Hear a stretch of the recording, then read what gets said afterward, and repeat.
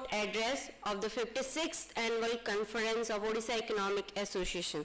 For this, I would like to invite Professor Keshav Das sir as chairperson of this session. He is a visiting professor at Institute for Human Development and a recipient of the V.K.R.V. Rao Prize and former professor of economics at GIDR Ahmedabad. Sir, please kindly grace the dais.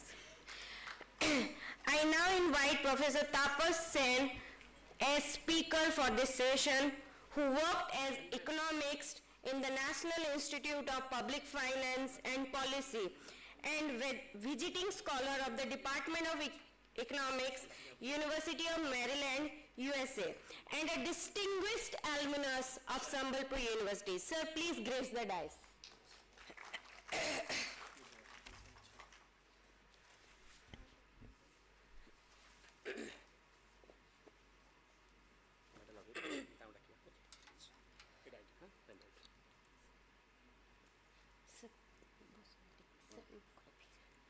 I request our student volunteers to kindly present the bouquets to our dignitaries on the dais.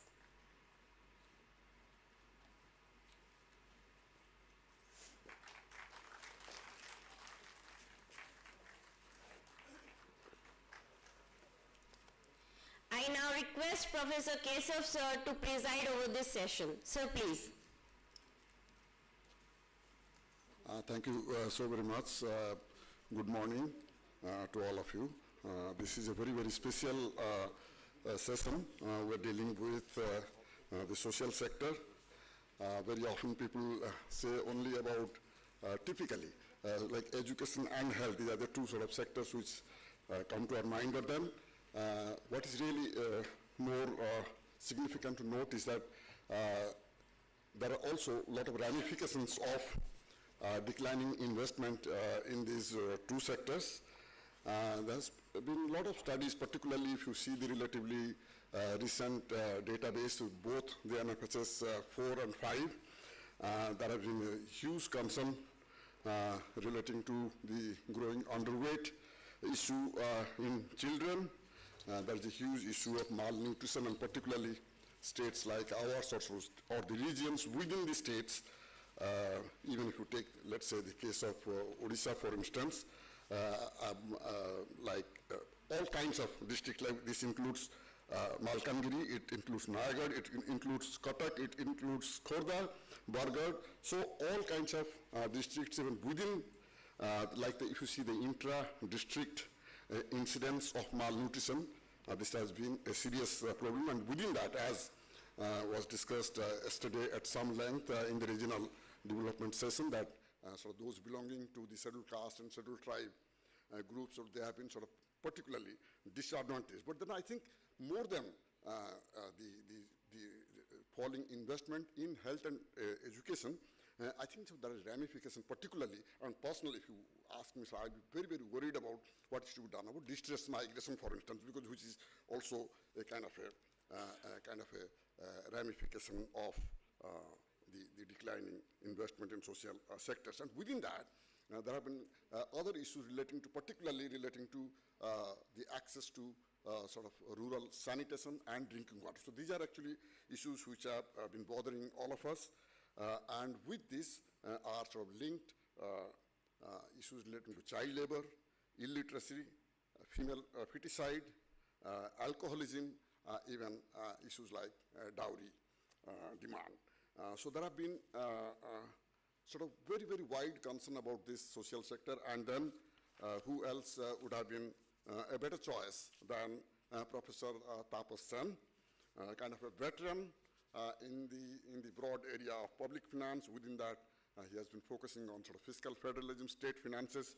He has been one of the most sought after scholars in the country, and he has also not just advised state governments within India, like for instance, of course, Odisha, in Punjab, Andhra Pradesh, Sikkim, West Bengal, Uttarakhand, different state governments he has been advising for a long, long time. And he has also been sort of member of several task committees, advisory committees, and on relating to center-state relations. He has been a kind of much sought-after advisor to the World Bank, UNESCAP, UNDP, European Union. Let me also add that he has been a sort of visiting scholar at the University of Maryland and at the London School of Economics. Apart from his sort of policy advices and very intensive research that he does, he also takes sessions for young students across the country, also sort of teaches staff of several institutions dealing with finances. And let me say something very personal about him. He's, again, from here. His graduation and master's, Professor Sen has done from Sambalpur University. So we are very proud of that. And he has done his PhD at the Gokhale Institute of Politics and Economics. And for a long, long time, since 1981, he had been associated as a faculty member at the National Institute of Public Finance and Policy at New Delhi. Thank you, sir. So kindly, Professor Sen, it's a privilege that I'm sort of chairing your session, but I'm also looking forward to listening to you, sir. Sir,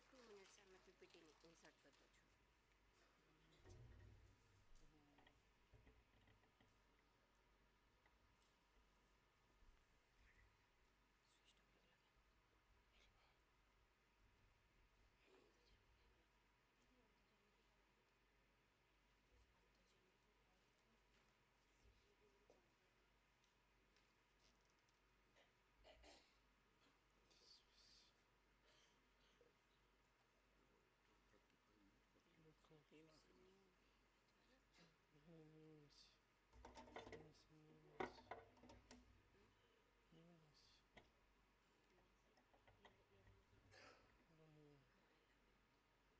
कर दो. Hello. Sir. Sir.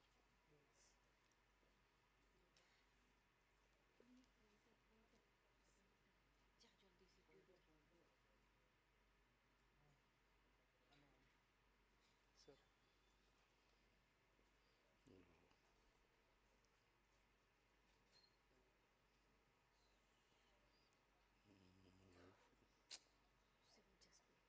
date modified.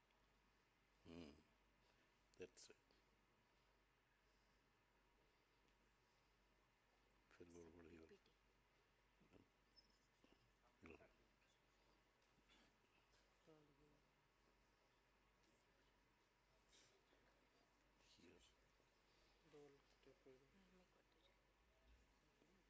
मैं कर दूँ. it's coming. Sir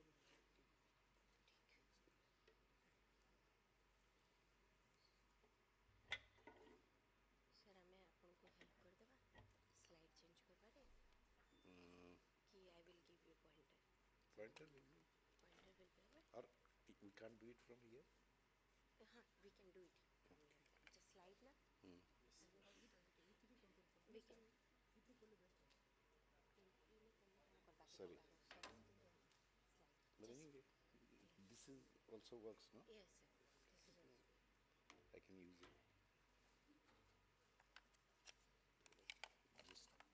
try it once. Maybe about 30 minutes, 12:30.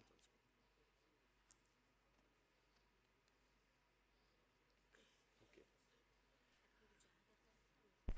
Okay. Thank you, Dr. Keshav.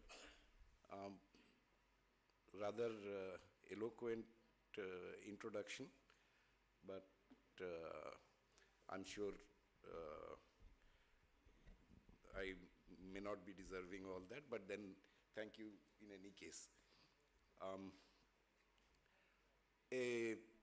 I mean, it gives me tremendous pleasure to be here today and talking to you. I am, as you probably are aware, a student of this university myself.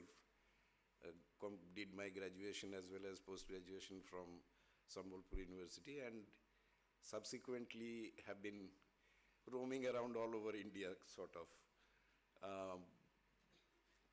But as they say, the link with your origin, place of origin, is too strong to die or wither away. So, I mean, it gives me tremendous pleasure to come back here and be here talking to you. Okay, I have been given the responsibility of talking about the social sector in India. I am not going to specifically talk about Odisha, and not the least because I'm not really familiar sort of in an intimate way with the social sector in Odisha. So wouldn't really like to talk about things that I don't know myself. But certain things I can talk about about the social sector. And I should mention actually that I have heard a lot of people talk about social sector. There are specialists in the health sector, there are specialists in the education sector, and there are people who have made a name for themselves just talking about social security. Now, to me it seems like the health sector is something like that proverbial elephant. All of you must have heard that story. Somebody touching the tail and saying that elephant is like a rope, and then somebody touching the trunk and somebody touching the body. So it's the entire social sector is something like that elephant. And different kinds of specialists touch different parts and then they talk about social sector. Now that I think is a very, what shall I say, blinkered approach to the social sector. So I'm saying something which may not be very pleasant for a lot of people, but well, that's my view. The reason I'm saying this, I'm rather skeptical about talking about these specific parts of social sector. Consider this, that suppose you are talking about health improvement, let's say. Now you're talking about provision of hospitals, etc. All right, you say that the government should build hospitals. The government, let us say, builds a hospital, but it builds a hospital in a place where there is no road. Now, what use is that hospital if people can't reach that hospital? That's the kind of, I mean, there are things that I have seen myself. For example, in Odisha itself, there was a place where there was a small primary health center, which I visited once. And what I found is that the PHC is there, but then there is no power in the PHC. I mean, for several, for a pretty long length of time, there has been no power in the PHC. Now, modern medicine, how does it work without power? You can't do any of the tests, you can't even do a proper delivery without any kind of power. And this kind of complementarity that is there between different parts of social services firstly, and secondly, between other services and social services. You can't completely ignore that. I mean, you cannot really just take one piece and talk about that and go on advocating that. There has to be an integrated approach. To the basic point that I'm trying to make is that there has to be an integrated approach to the social sector. And that integration not only should deal with all kinds of social services, it should also deal with the integration between social services as well with other services, like economic services. So that is the point that I was trying to make. But anyway, let's sort of start the talk. Why should we bother about social sector? I mean, this obviously everybody knows that there are two approaches. One is that you justify why social service is important. And that is, I mean, there is plenty of evidence to show that if your social sector develops, it has a immediate impact on the overall economic growth of the economy. I mean, the East Asian countries are probably the best examples. There has been plenty of literature on this, and it's a sort of now accepted sort of premise that you improve the social sector, there is an impact on the economic development also, on GDP or whatever you measure it by. But before that, actually, and this is the approach that UNDP takes, for example, is that the social services are really sort of are entitlements of people. Everybody is entitled to a good quality of life. And that quality of life is strongly determined by the social services that are available to them. Quality of social services, quantity of social services. So therefore, any administration or any government that claims to be welfareist has to pay attention to the provision of adequate social services of proper quality, reasonable quality. So that's the entitlement kind of theory. Now, if one has to make an assessment of the social services, I was thinking, where do I start? And I mean, as I mentioned, it's a very, very vast area. Each part of social services can be the topic of a discussion, pretty long discussion, and therefore it becomes extremely difficult to decide what to include and what not to include and what to talk about and what not to talk about. I decided to start from an event that had happened here in Odisha. In 2013, Utkal University held a conference. Many of you would be aware of that. This was on social services, challenges, etc. I forget the exact title, and a book was published also. There was a conference volume which was published on that basis, on the basis of that conference. Now, what I thought is that let me start with the broad observations that were made at that time in that conference, and let's see whether we have, 10 years are passed since that conference, whether we have made any great progress since then or not. And that would be one way of sort of talking about it. Instead of taking a snapshot, just see what has happened over time. Now, the broad points of that conference, as I gleaned from the published volume, the first chapter of that published volume, some broad observations were there, and I have mentioned those. I mean, it justified the well-developed social services by saying that we need to take advantage of the demographic dividend. The second was that India has made considerable progress, but there is a lot of ground to be covered yet. And this is indicated by the low HDI rank of India. And incidentally, it continues to be low. That time, I think it was around 132. Now it is 130.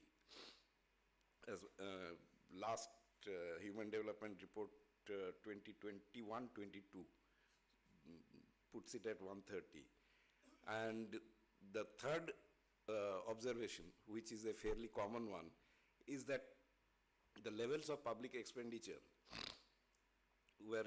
are quite low on social services, although most of these social services are what is called merit goods in public finance. And then specific areas, normally what happens is that when people talk about social services, usually the talk gets confined to health and education. And roughly same kind of thing happened in this conference as well. And basically, the talk was about, the point that were made was that there was inadequate nutrition, high prevalence of certain kinds of diseases like tuberculosis, and there was this issue of access to health services, that there was inadequate access to health services. Everybody, and particularly the poor, are not able to access the health services. In education, enrollment was probably not a very difficult issue as far as elementary education was concerned. But beyond elementary education, enrollment still was a problem, and quality of education is a problem, at all levels. And finally, because the education as well as health services required a lot of private financing, and particularly out-of-pocket financing, the impact of that was that there were a lot of distributional issues. For the poorer people, it was a major problem, and it also was taken to be a contributory factor to people actually falling into poverty, even non-poor falling into poverty because of these kind of expenses. So these were the major issues that I could glean from the introductory chapter. Now, I tried to see whether there has been any change in these. Now, in the international context, actually, as I mentioned, it's still the rank hasn't improved much. 132 to 130. That's the improvement. But what has happened is that other countries have done much better than India. So, particularly in South Asia, even countries like Sri Lanka, Maldives, Bangladesh, all of them have better ranks than India. Therefore, we need to, I think, introspect a little that what is happening. Of course, with a huge country like India, it's difficult for any government to move it very fast. Whatever sphere you are talking about, whatever policy measure you are talking about, it's very difficult for any government to move such a large country quickly in any direction. It takes time. But all the same, are we actually at least slowly moving in a particular direction or not? That's the main question to ask. Second, public expenditure levels, as far as I can make out on social services, there has been some increase in recent years, but they're low. No question about it, they're still low. The nutrition issue that I mentioned, they're still there. Even after 10 years, something which was observed in 2013, in 2024 also, the problem is still there, though a little bit reduced.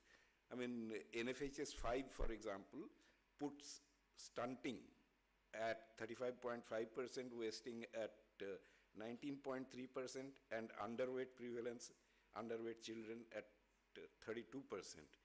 1/3 of children having stunting and prevalence problems, children under 5. Now, these 10 years is quite a lot of time. I understand that things like nutrition issues cannot be solved overnight, but even in 10 years, we haven't progressed much as far as nutrition is concerned. And in some sense, we have actually, the lack of progress is actually even more inexplicable because of the fact that income has arisen. Income has risen considerably. Despite that, the nutrition issue is there.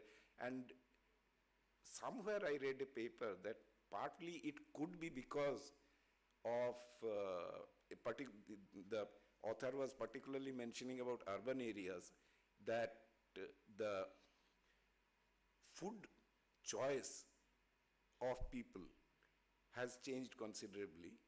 And because of that, what is happening is that there is a lot of incorrect sort of food habits that have crept into our lifestyle, and that has in turn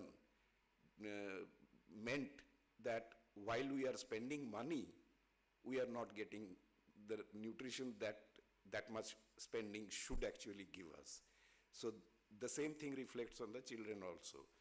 This is one particular theory I read somewhere, but I don't know how correct that is, but I suspect that at least in urban areas, this might be true, because the consumption of junk food is much more in the urban areas, particularly larger cities. So it is possible that higher expenditure is not translating into higher nutrition. The other health sector issues, I mean, even the current figures of prevalence of tuberculosis, etc., are still quite worrying. Tuberculosis is still one of the largest, the number of, the incidence of tuberculosis in India is the highest in the world. And it is not actually falling. It's still there, as much as it was there 10 years ago. Diarrhea is still a major problem. A simple thing like diarrhea is still a major problem. Like that, several of the earlier health issues, they haven't gone away. They're still there. In the education sector, there are hardly, not much of capacity constraint as far as elementary primary education is concerned. Most of the children that want education should be able to get education, and with the Right to Education Act and Sarva Shiksha Abhiyan before that, still continuing. So there, now there has been enough sort of addition to the capacity, as far intake capacity for children. So now I think the country has enough capacity to absorb all the children. In fact, in some places, schools have to be closed because of inadequate number of students. Places like Kerala, for example, has this problem that there are a number of schools where the number of students is simply too small for it to be viable. And there are even schools where the number of teachers is more than the number of students. So, I mean, they have to close down some schools, they have to combine some schools. This was an exercise which I remember was going on in Mizoram also. So, these are things that are happening partly because the birth rate has come down. So, that has to have some impact over the requirements in the primary education. But secondary and higher education, the story is different. Secondary education, we still have capacity constraints in many places. First of all, the pass out from the elementary level, all of them don't go for secondary education. There is a substantial gap between the number of students who pass out from the elementary education and go to secondary education. We really don't know whether that gap is because there is not enough capacity or because they don't want to go ahead.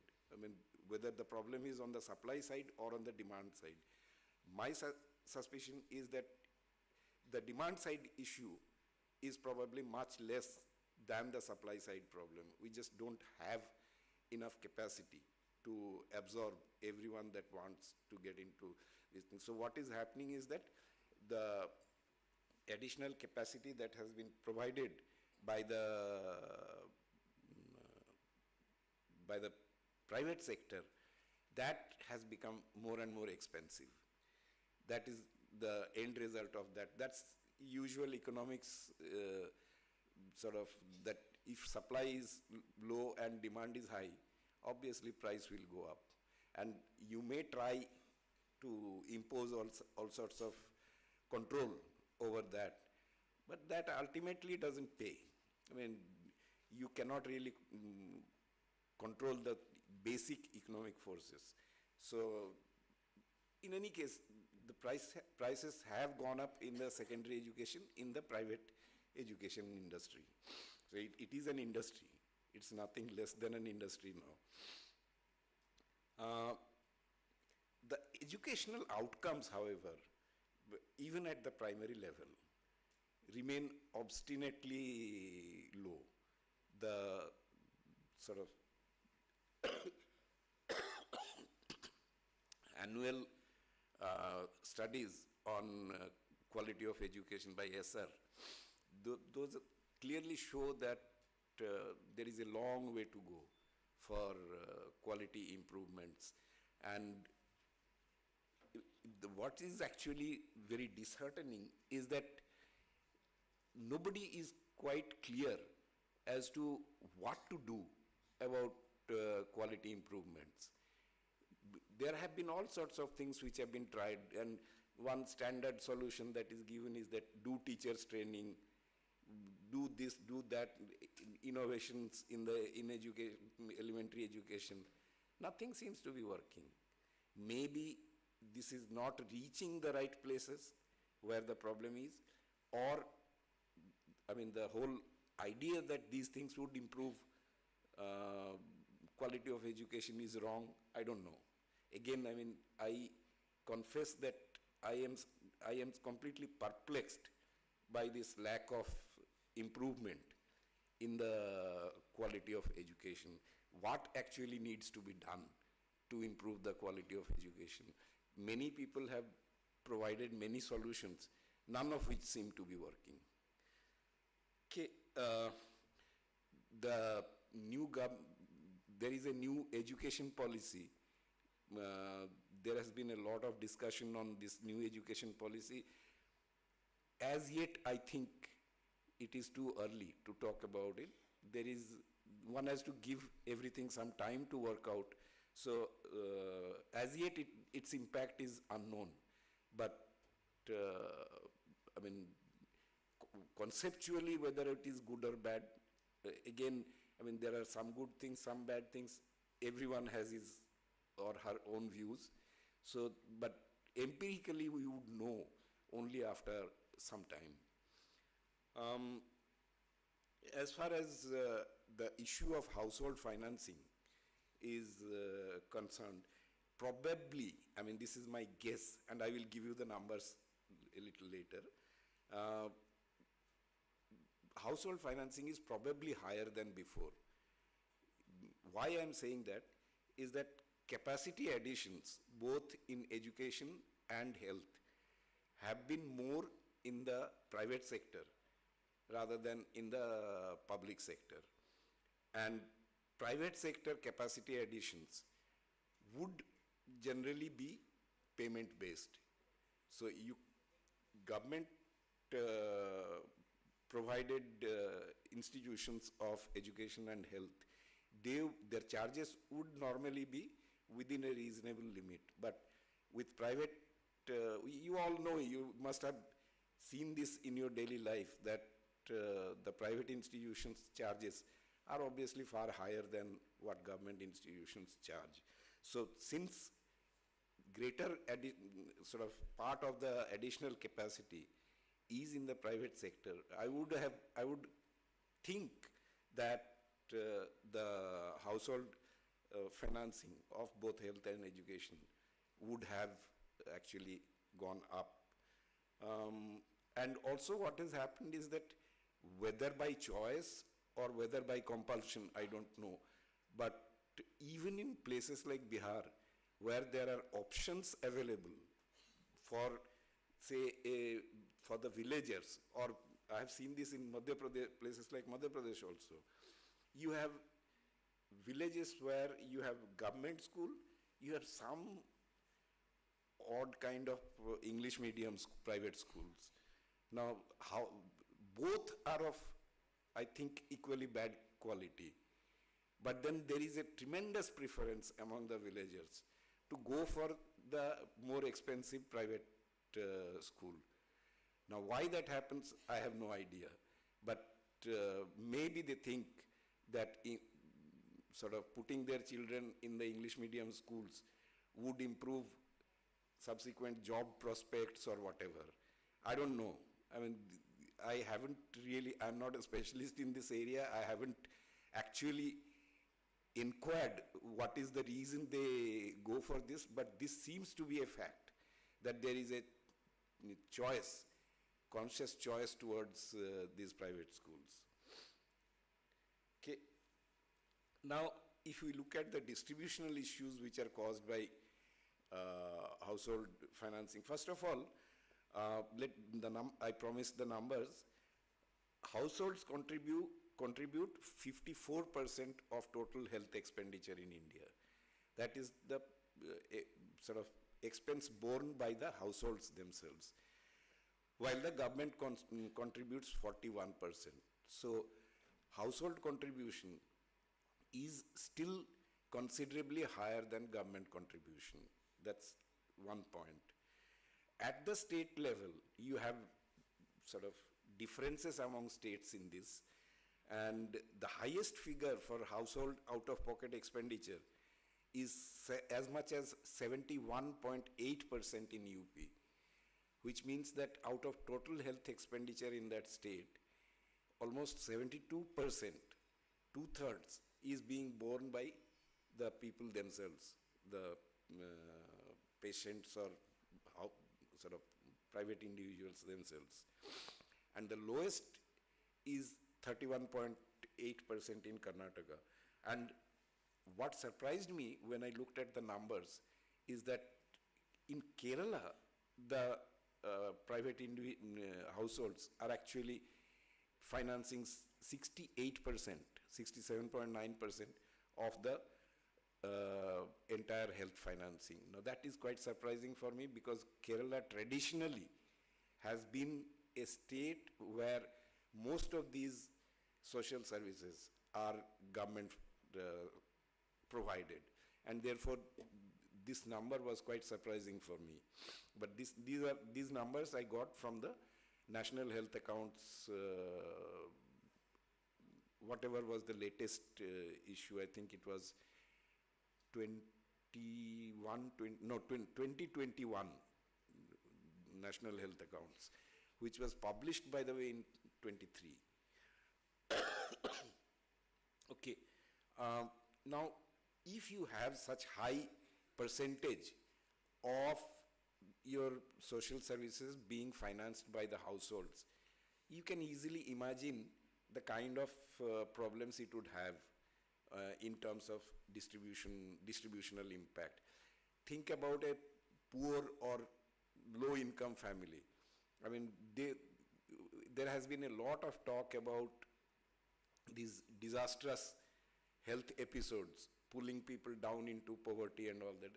I mean, obviously these kinds of, you can see for yourself that if, I mean, sometimes some of the hospitals for ordinary problems, if you go, they charge 1 lakh or 1 and 2 lakhs.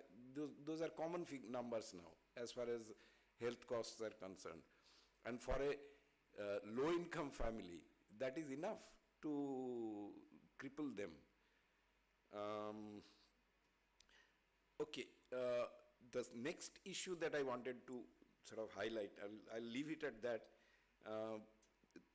Since we are talking about distributional issue, apart from the individual sort of level or household level distribution, there is also a regional distribution issue.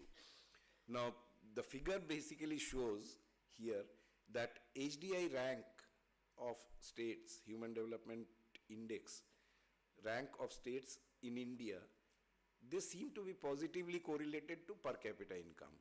So the higher the income of the state, the higher the HDI rank, which means that the social indicators broadly sort of go in tandem with the income. Now what that means is that in low income states, you do not have very high social services indicators or HDI rank. So that means that the requirement is higher in the low income states. But it is precisely those low income states where you will have problems with respect to supply, public supply of these social services. I'm coming to that issue next. Now, states on an average spend 40% of their total disbursements on the social sector. This is RBI, Reserve Bank of India data. Now this social sector, they define including rural development and food storage and warehousing. Now this 40% average is, there is very small deviations from this average with respect to most of the states. There are only two exceptions. One is Bihar and the other is Punjab. Bihar has a value of 52%. That means more than half of the total disbursements is being spent on social services, and Punjab spends 24%. But I should add that the total disbursements themselves in Bihar, if you took it in per capita terms, it will probably be 1/4 of Punjab. So half of that will probably be, in terms of number, will probably be less than the 24% of Punjab in per capita terms. So, but at least it shows that the Bihar government is prioritizing the social sector considerably. But these are two exceptions. The average is, and there is around 40%, and there is not much deviation around that average. Per capita expenditure is the one that we need to look at actually. I mean, this average masks the differences, substantial differences in per capita expenditures. And that is highly and positively correlated with per capita income.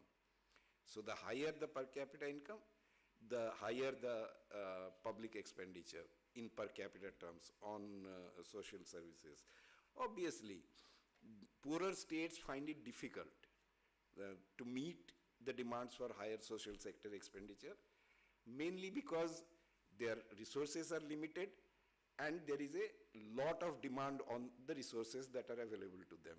The resources are small in the first place, and then you have to provide economic services like roads, this, that, all sorts of things are there, and then there is this demands of the social services also.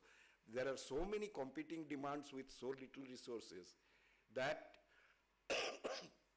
it is only to be expected that their per capita expenditure on social services will not be anywhere near that of the more sort of higher income states. Budget constraints will be there, but incidentally, I just wanted to mention that I am not including Odisha in that list. Odisha does have resources and it does not spend. I mean, if you look at, for example, the sort of assessment of the implementation of FRBM, which is normally provided with the budget, submitted with the budget. I have done 2-3 of those assessments in the past, and I have mentioned specifically that while being fiscally prudent is a good thing, being fiscally prudent at the cost of, and being too prudent fiscally at the cost of public expenditure is not necessarily good. I mean, you have a window for borrowing. Certain amount of debt is possible for Odisha, and Odisha government decides to forego that. It doesn't borrow. Now, I could understand that if Odisha was a very rich state, doesn't need any money, doesn't need to borrow. That is obviously not the case. I mean, Odisha has got certain amount of funds, but it needs to spend much more than that actually. So therefore, it needs to use the available window for borrowing, which it doesn't do. For some reason, the government is convinced that borrowing is a sin. So they would keep borrowing to the minimum. Unfortunately, I mean, you look at it from your personal point of view. Do you think borrowing is a sin? I don't. I mean, it all depends on what I'm going to do with that borrowed money. If I use that borrowed money for something which will give me return, and that return is higher than the rate of interest, be it social return or be it economic or simply financial rate of return, either way, if the return is higher than the rate of interest that I am paying, then I think borrowing is justified. If that is true for me as an individual, that should be true for the government as well. And the only difference is that I as an individual will not look at the social rate of return. The government as a government should look at the social rate of return. That's all that I'm saying. So if that kind of possibility does exist, then it is actually the duty of the government to use that opportunity. I don't know why the government of Odisha spurns such opportunities. And finally, on this resources issue, I just wanted to mention, I'm not going to into that issue, but there have been central transfers, quite a lot of central transfers. Odisha also as a state has received considerable amount of social transfers. So does poor state like Bihar, UP, etc. But ultimately, at the end of the day, if you look at the impact of these central transfers, even when they were sector specific, the impact has at best been marginal on the social indicators. So I'm not quite sure whether we can tackle this issue of regional uneven distribution of social indicators by by using the central transfers alone. They may be contributing, but I think we need to have something more than that to tackle this issue. My own view is that there is no magic solution for this problem. Basically, what one needs to do is to sort of resort to sustained use. That's the last point that I'm making, that sustained use of every possible tool in public financial management, including maximizing revenue. So you have to get as much revenue as possible, should not forego any revenue. You should also look at the expenditure side, do proper allocation as per your priorities. Then after you make your allocations, make sure that you get the worth of every rupee that you spend. So close every possible loophole. So these are all, and there are several aspects of this. I'm sort of obviously simplifying. The issue is not that simple. There is a lot of complication in this. But what I'm trying to say is that There is no magic solution. You can't do it with this or that. Everything has to be tried. Everything has to be tried, starting from getting more resources so that your constraint is eased a little bit, and then making sure that the money that you spend is well spent. That is sort of on all sides you have to try this. And this has to be done over a long period. You cannot, with so much problems, you cannot really expect a very quick solution. It will take time, but this has to be done in a sustained manner over a long period of time. Thank you.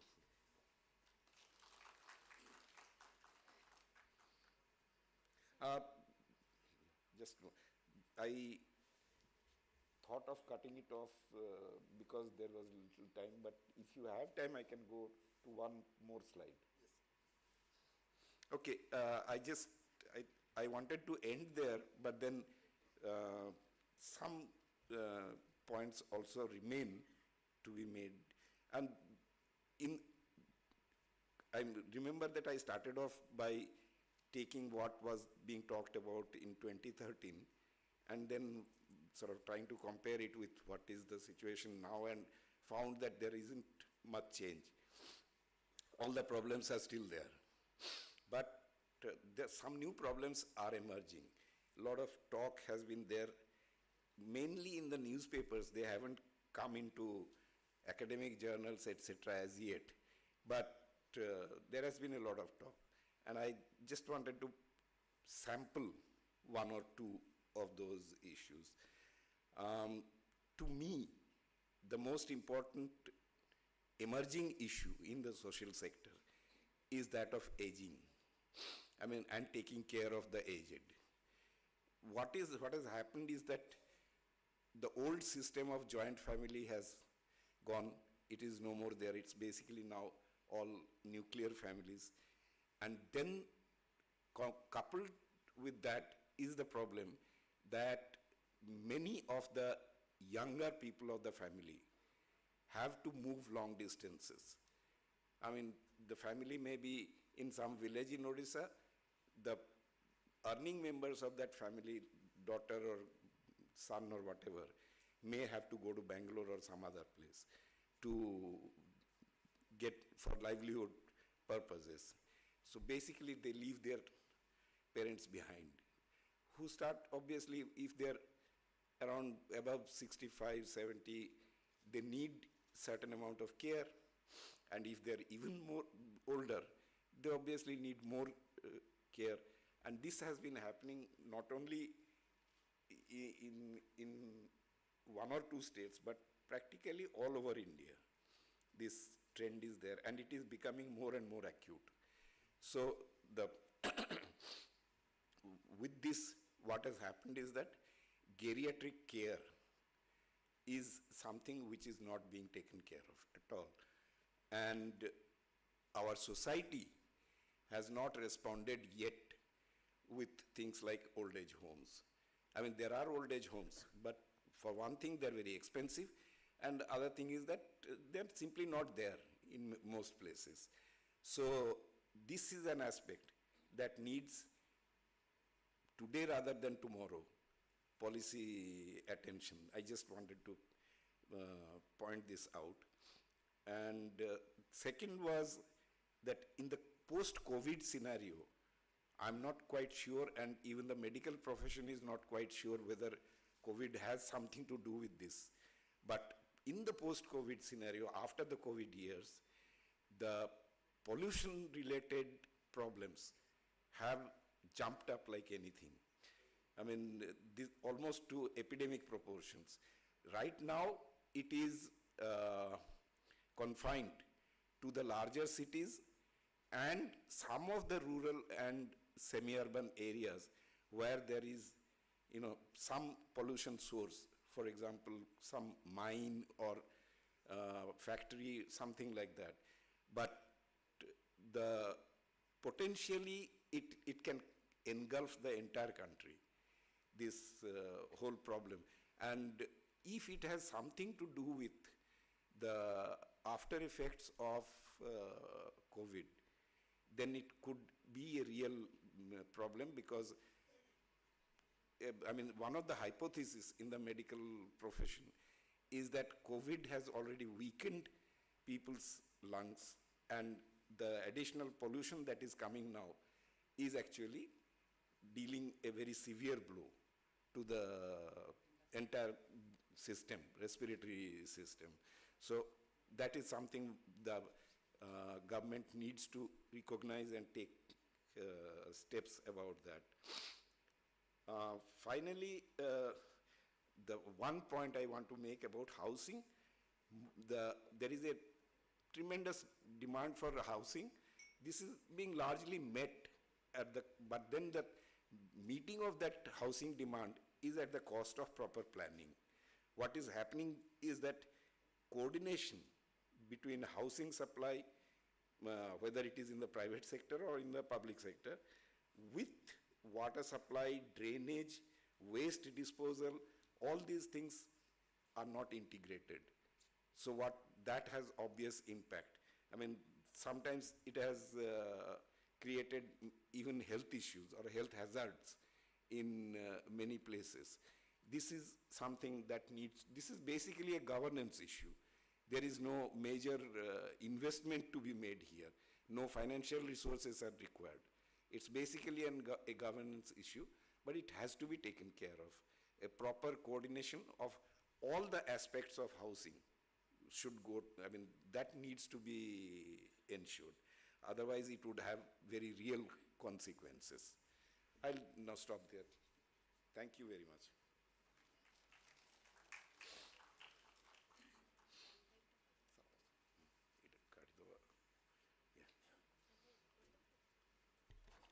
Thank you so very much, Professor Sen. I think you covered a large ground. In fact, there may not be much of time for a question answer, but then Professor Sen is definitely available. You can talk to him. So I just whatever small little points I could sort of pick up from his otherwise very intense and very sort of wide-ranging talk. I think one of the first things that he talked about was taking kind of an integrated approach. I mean, if you're talking about the sort of kind of better delivery of, let's say, social services, you probably can't miss out on the economic services. And also his concern about the quality, particularly with reference to education and health in relatively depressed regions. And his very interesting point about that, that if you have a sort of low per capita income at the state level, chances are very high that you are not going to spend much on the social sectors. Then the other very significant issue that he highlighted, both in this education and health sector, related to the privatization process, which also means that you are actually excluding a large number of people who might be belonging to the low income sort of categories. And that has been also a very interesting point he made, not very interesting, in fact, very disheartening point that maybe in terms of our efforts at the country level, like we have not really improved our position in terms of the Human Development Index, sort of moved maybe a little bit from what he said, from 132 to 130. So we have not done very well.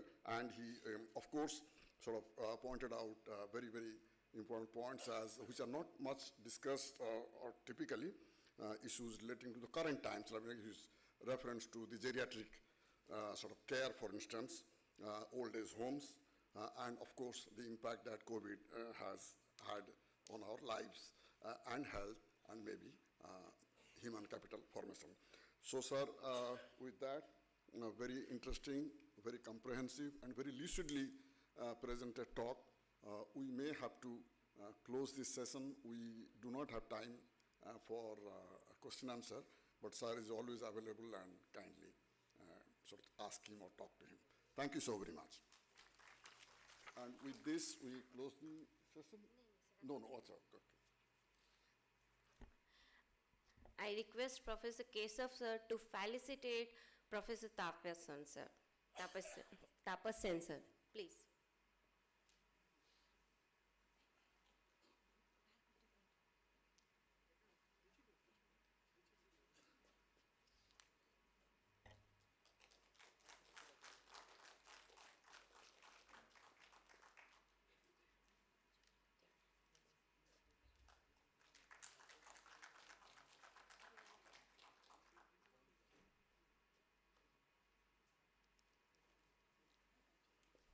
I thank Professor Kesav sir for effectively conducting the session, and I also thank Professor Tapas Sen sir for enlightening us on different issues.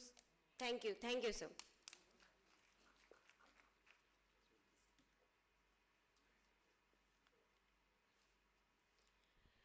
Within 5 minutes, we will start the valedictory session. So I request all of you to remain with us. Thank you.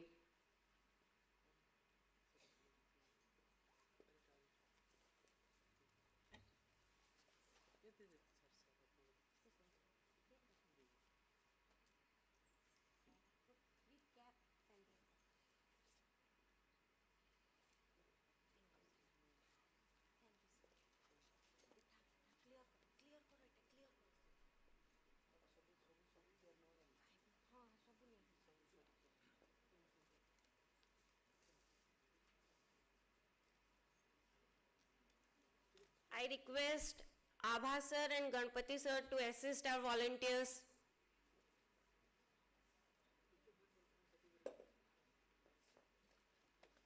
Screen दे दमा क्या? Screen दे दमा क्या? अरे screen किंतु दसना. Screen दे दियो मैं तो Screen बंद कर दियो. Sir आणो चंद. उठा लेना था ना मैं तुमको बोतल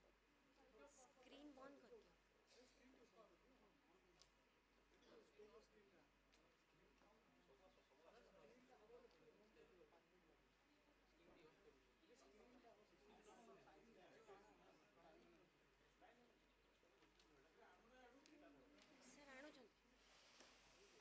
बंद कर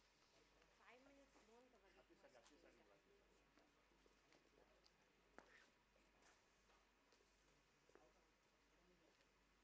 How miss? अच्छा अच्छा ठीक अच्छा पोडियम अच्छे स्क्रीन बंद करना है कारण नेम प्लेट्स मान लो अंतर्जामी नेम प्लेट्स तुम्हें देख लगा तुम्हें को असिस्ट करना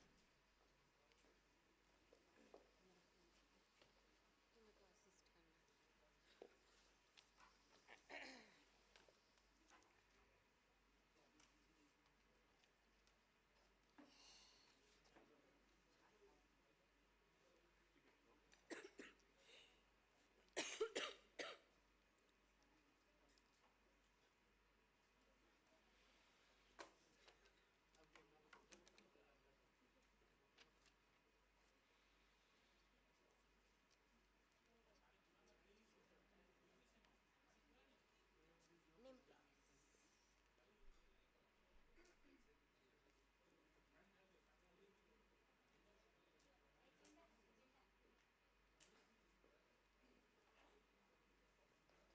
आम चॉकलेट्स बाउल अच्छे आम चॉकलेट्स बाउल पिलाना पहले आज नहीं क्या हाँ ठीक किसी रखने एजेंडा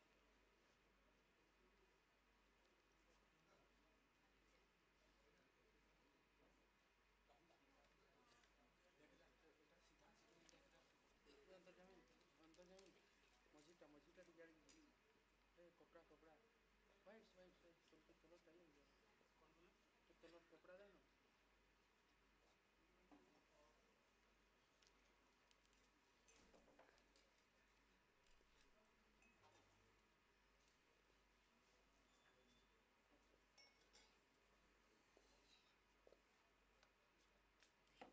ये भी एक्चुअली का किसी काम नहीं है ये के भीतर पसेदा माको दीदी खाली आपके को अरे कंप्यूटर टाको क्लोज कर दियो अभी किसी काम नहीं ड्रेस से मना कर ये देखो कहीं रीस में है दे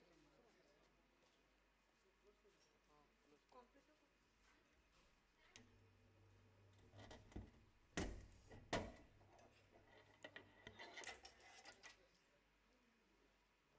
अमरेंद्र सर कहीं मिले वेर इज अमरेंद्र सर हाँ अच्छे ओहो सर को प्रेजेंटेशन अच्छे ठीक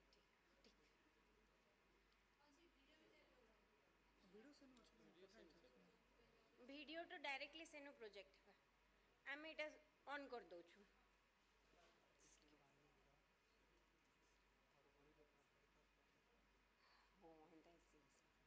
କିଛି କଥା ନାହିଁ ଗ୍ରାଉଣ୍ଡ କରିଦିଅ ହେଇଯିବ ମିନିଟ୍ ଟିକେ ଟାଇମ୍ ଲାଗିବ ଚଲ କିଛି ନାହିଁ ମାନେ ପରେ ଷ୍ଟାର୍ଟ କରିଦିଅ ସମସ୍ତଙ୍କୁ ମୋର ଜୁହାର good afternoon so this brings us to the finale of 2 days rather 4 days including the pre-conference workshop very busy very productive conference. This is the valedictory session of the 56th Annual Conference of Odisha Economic Association. ई 2-4 दिन हैला आमर घर के कुनवा जो भी करिछन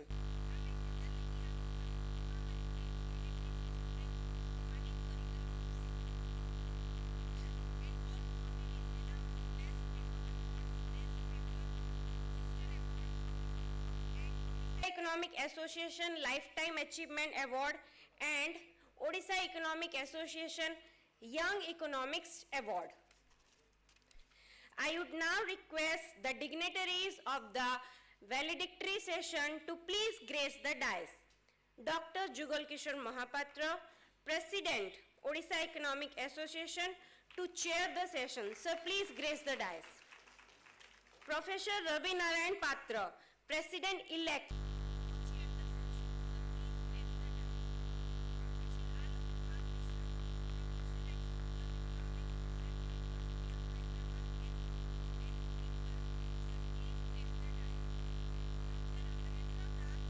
Secretary, Odisha Economic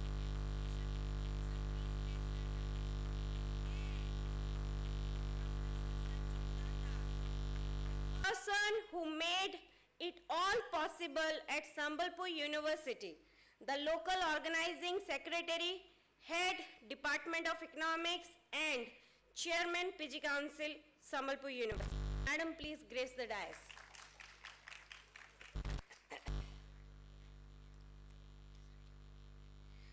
I now request our student volunteers to present bouquets to our dignitaries on the dais.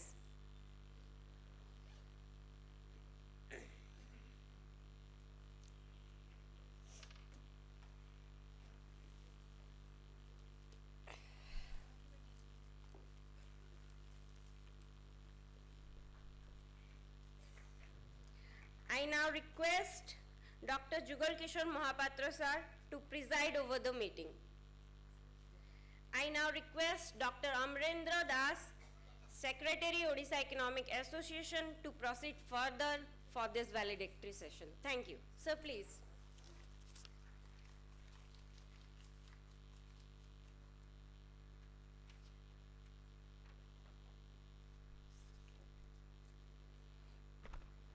Okay, so we have come to the end.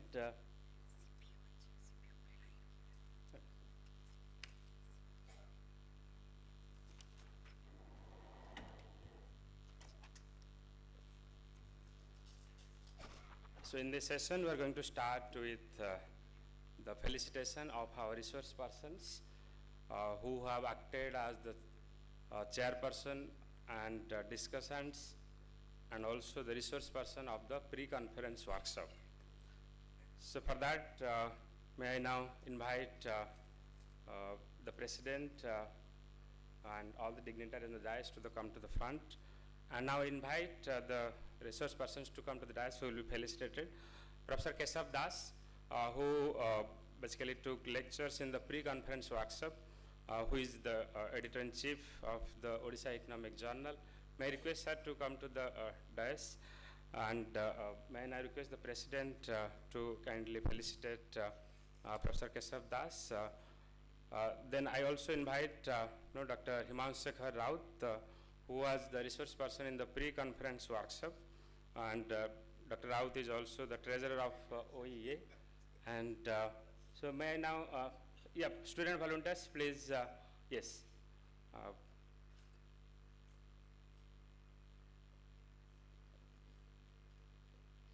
Then Dr. Himanshu Raut. Professor Alok Kumar Mishra, who was also a resource person in the pre-conference workshop.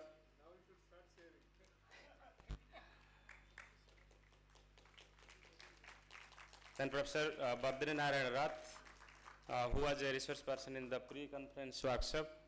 Professor Badri Narayan Rath. Dr. Jagannath Behera, who was a discussant in the technical session. Dr. Shivasankar Mohanty, who was a chairperson of technical session. Dr. Shivasankar Mohanty, no, he is not present. Dr. Chitrasen Bhue, the vice president and also who was a discussant, he is also not present. And Professor Suryanarayan Tripathi, the former president of Odisha Economic Association, and who actually acted as a chairperson in one of the technical sessions. Then, yes, Professor Suryanarayan Tripathi.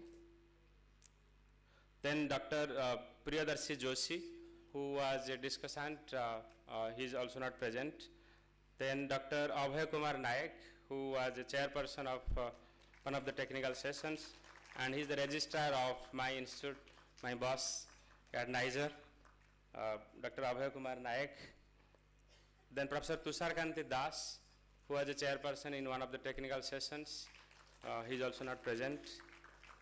And I request the president to felicitate Professor Abhinarayan Patra, because he was also chairperson in one of the sessions, 2 sessions. So, okay, so, but we only do honor only once. Otherwise, the marginal utility may fall. So, okay. So, with that, we end the felicitation session. Then we. Okay.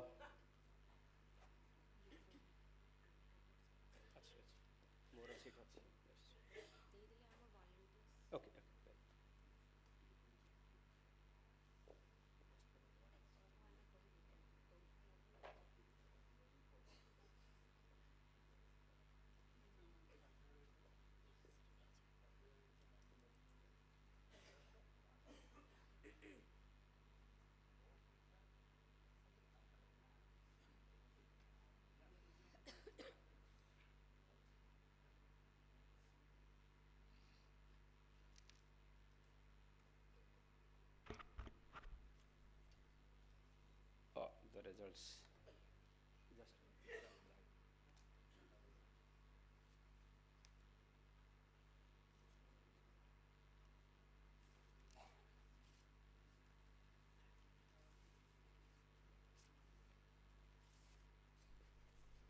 Okay, so we are now going to announce the best poster awards, and for this we had 3 jury members, and the jury members were Professor Abhinarayan Patra, then Professor Uday Shankar Mishra, and Professor Tushar Das. So the jury members have decided the following 3 posters to get these awards. Okay, the best poster award, or we should start the 3rd best, right? With the 3 posters, and the cash prizes are, the first one gets 5,000, the second one 3,000, and the third one gets 2,000. And all this cash will be transferred electronically. Okay, so we will be now giving only certificates.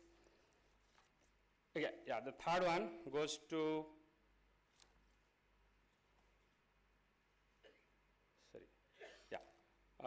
Gaurav Bez. And the poster was, please come to the dais. His poster was on external benchmarking of bank loans and monetary policy transmission in India. He is from Utkal University. Am I correct? Yes.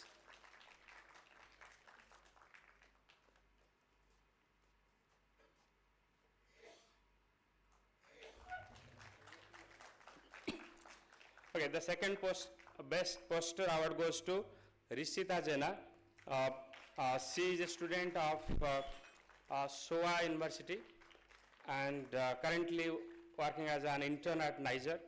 and her poster is Social Cost of Carbon in Power Sector of India.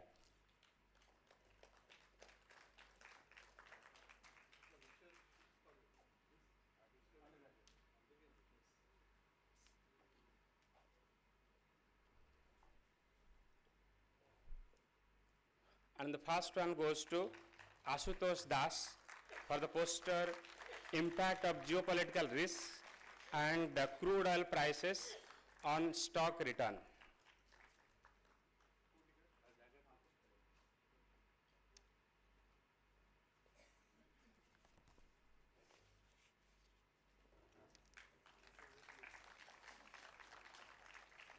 Okay.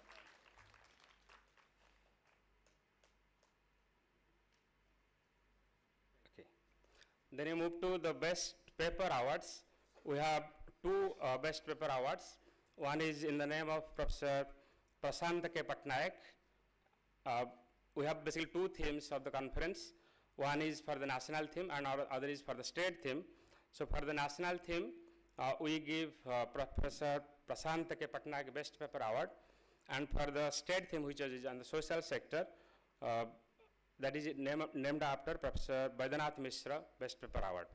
And both papers carry 10,000 rupees cash award, which will be transferred electronically later. Now I invite, okay, the Best Paper Award, Professor Prashant K. Patnaik Best Paper Award goes to Khulna Malik.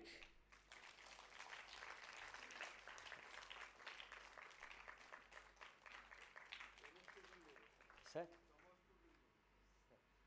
Okay, I should announce actually the jury members for this Best Paper Award, actually how we basically selected these papers.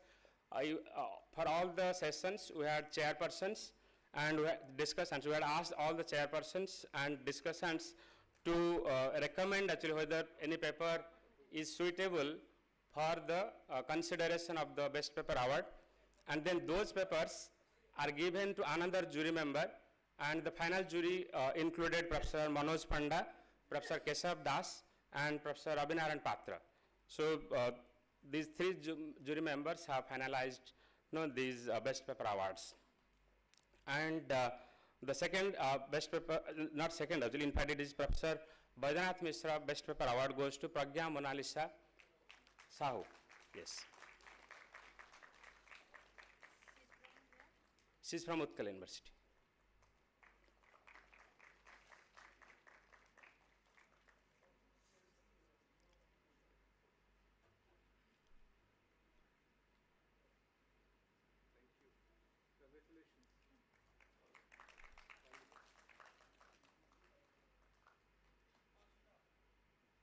Okay.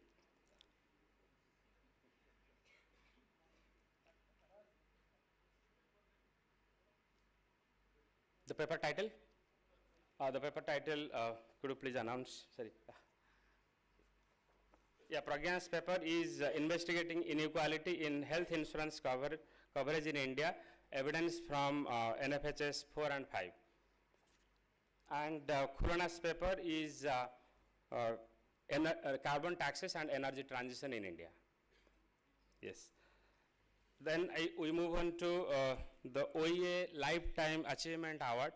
And for the first time, actually, we have started this award with the suggestion of President Dr. Jugal Kishore Mahapatra and approved by the Executive Committee of Odisha Economic Association. The Executive Committee appointed a selection committee for the Lifetime Achievement Award, and the jury members were Professor Manoj Panda, the chairperson, and Professor Keshav Das as a member, and Professor Nirmal Chandra Sahu. In fact, they are all former presidents of Odisha Economic Association. So these three members of the committee basically was asked to recommend one name to the Executive Committee, and that was approved in the Executive Committee. And the the OEA Lifetime Achievement Award for 2023 goes to Professor Nilakant Rath, former professor of Gokhale Institute of Politics and Economics. And for that, the award carries a medal, which is basically a 50-gram silver medal, gold-plated, and a citation. And yes, and also the certificate we can search. So.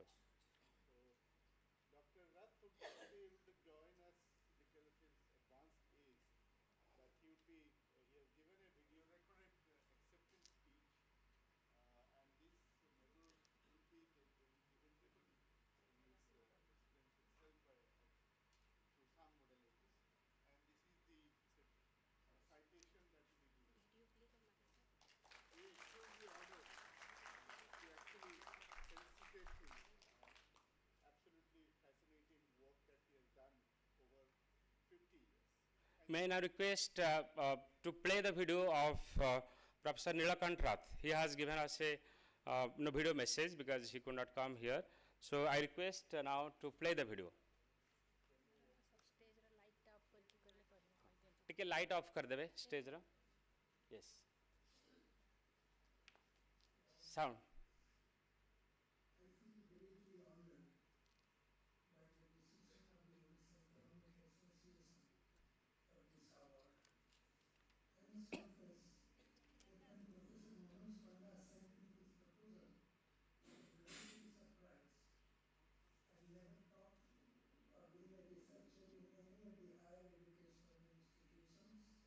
or universities in Odisha.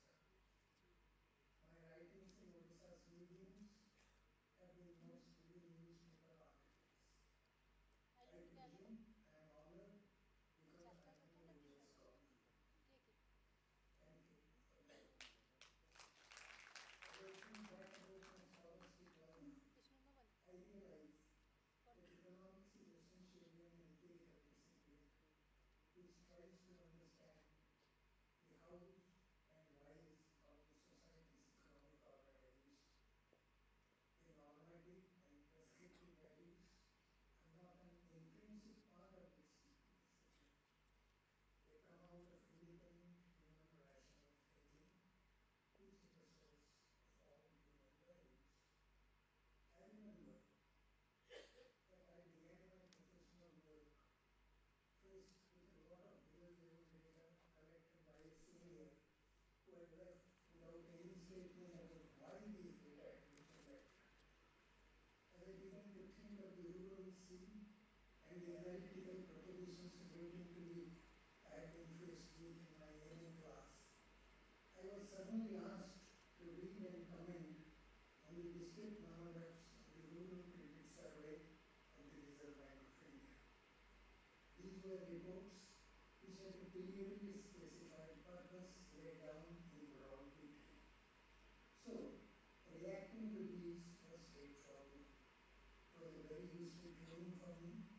It prepared me to read the relevant literature and write my PhD dissertation, which incidentally made me familiar with most of the literature on the Indian rural economy available at that time. However, my learning of basic economic theory in the University of Chicago, some 7 years after I had passed MA, made me think about the relevance of logic, of economic analysis for raising questions about proper economic use of resources for the best outcome. The Friedmanian orientation of most, if not all, teaching there, in spite of its very right-wing orientation of social values, was basically data. I tried my hand there to see and show the unregulated farms in peninsular India did respond to changes in relative prices, but the response was so low that it understandably gave the impression of some that the dry-land farmer in India was not responsive to price changes. This logical empirical approach led me to study the impact of food grains under public law 480 from the USA. It had an unfavorable impact on Indian agriculture. Unfortunately, the government of the day introduced price support program at the time the new high-yielding wheat and rice were being introduced in India. This led me to show with empirical data available that it is meaningless to advocate fixing support price on the basis of estimated cost of production, however calculated. Subsequently, I proposed the calculation of terms of trade for individual crops in different states with reference to a good year in the past as the basis for the support price. Ad hoc adjustments in this by the government would land the economy and the government in trouble. During the planning era in India, very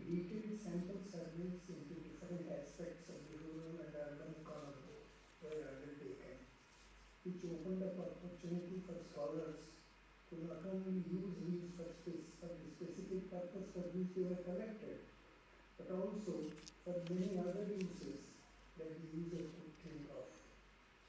I use the consumer expenditure data collected by the National Center of New Fact-Finding Service, but use of available survey data carrying out a detailed inquiry every time.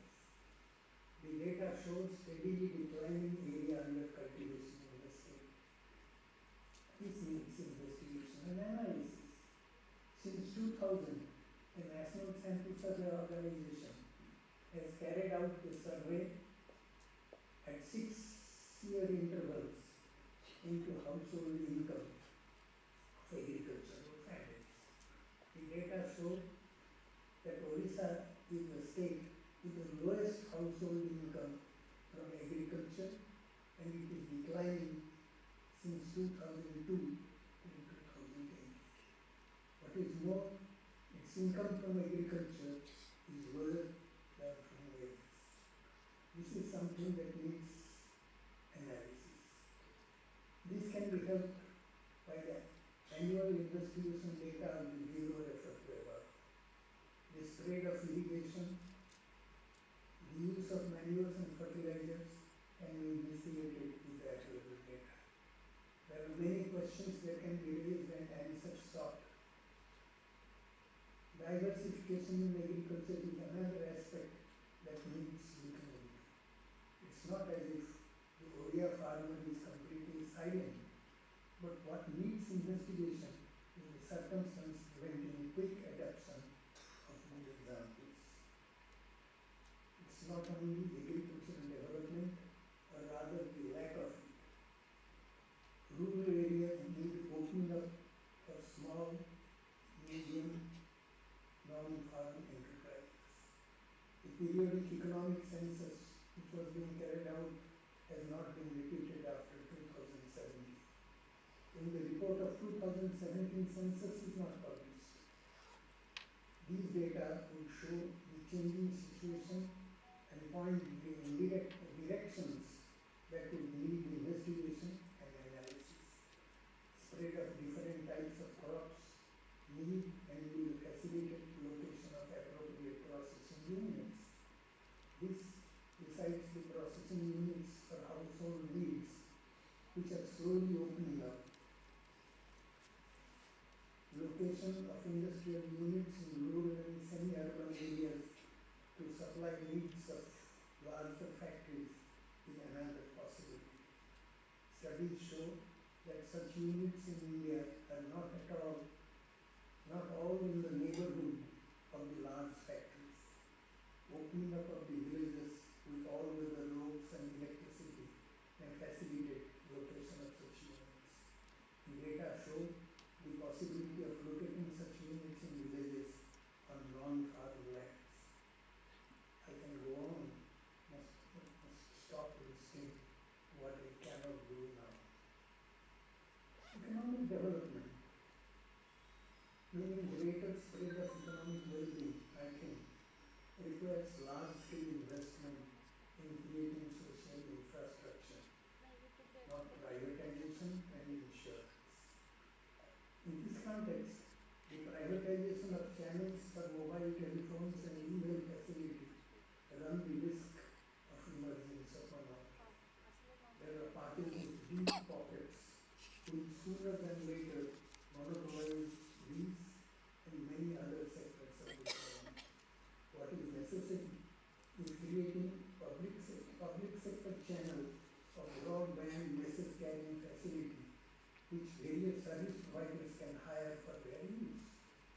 Failure in this matter will lead to serious socio-political and economic consequences. I can at this stage do no better than quote from a signal study by a distinguished historian into the East India Company, the world's oldest and most outstanding joint company. And I quote, the East India Company remains today history's most ominous warning about the potential for abuse of the corporate power and the insidious means by which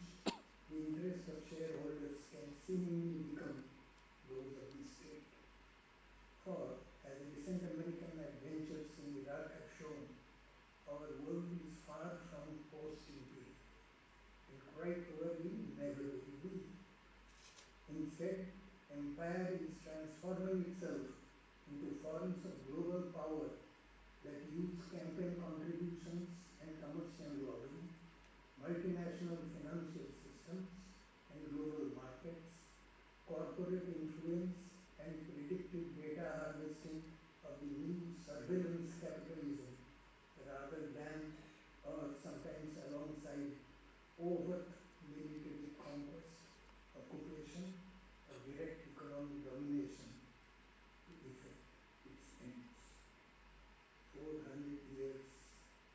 420 years after its founding, the story of the East India Company has never been more current. Unquote.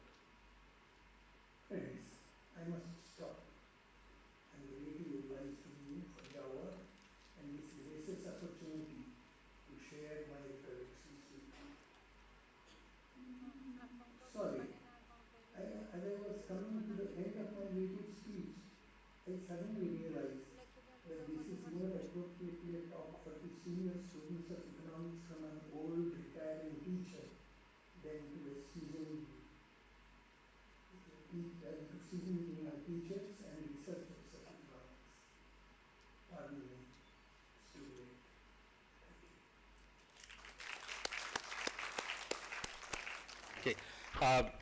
For the students actually who would not be probably, if you have not heard of Professor Nilakant Rath, let me just give you a brief introduction of Professor Nilakant Rath. If you are aware of the poverty estimates, you must have studied Dandekar and Rath estimates of poverty, right?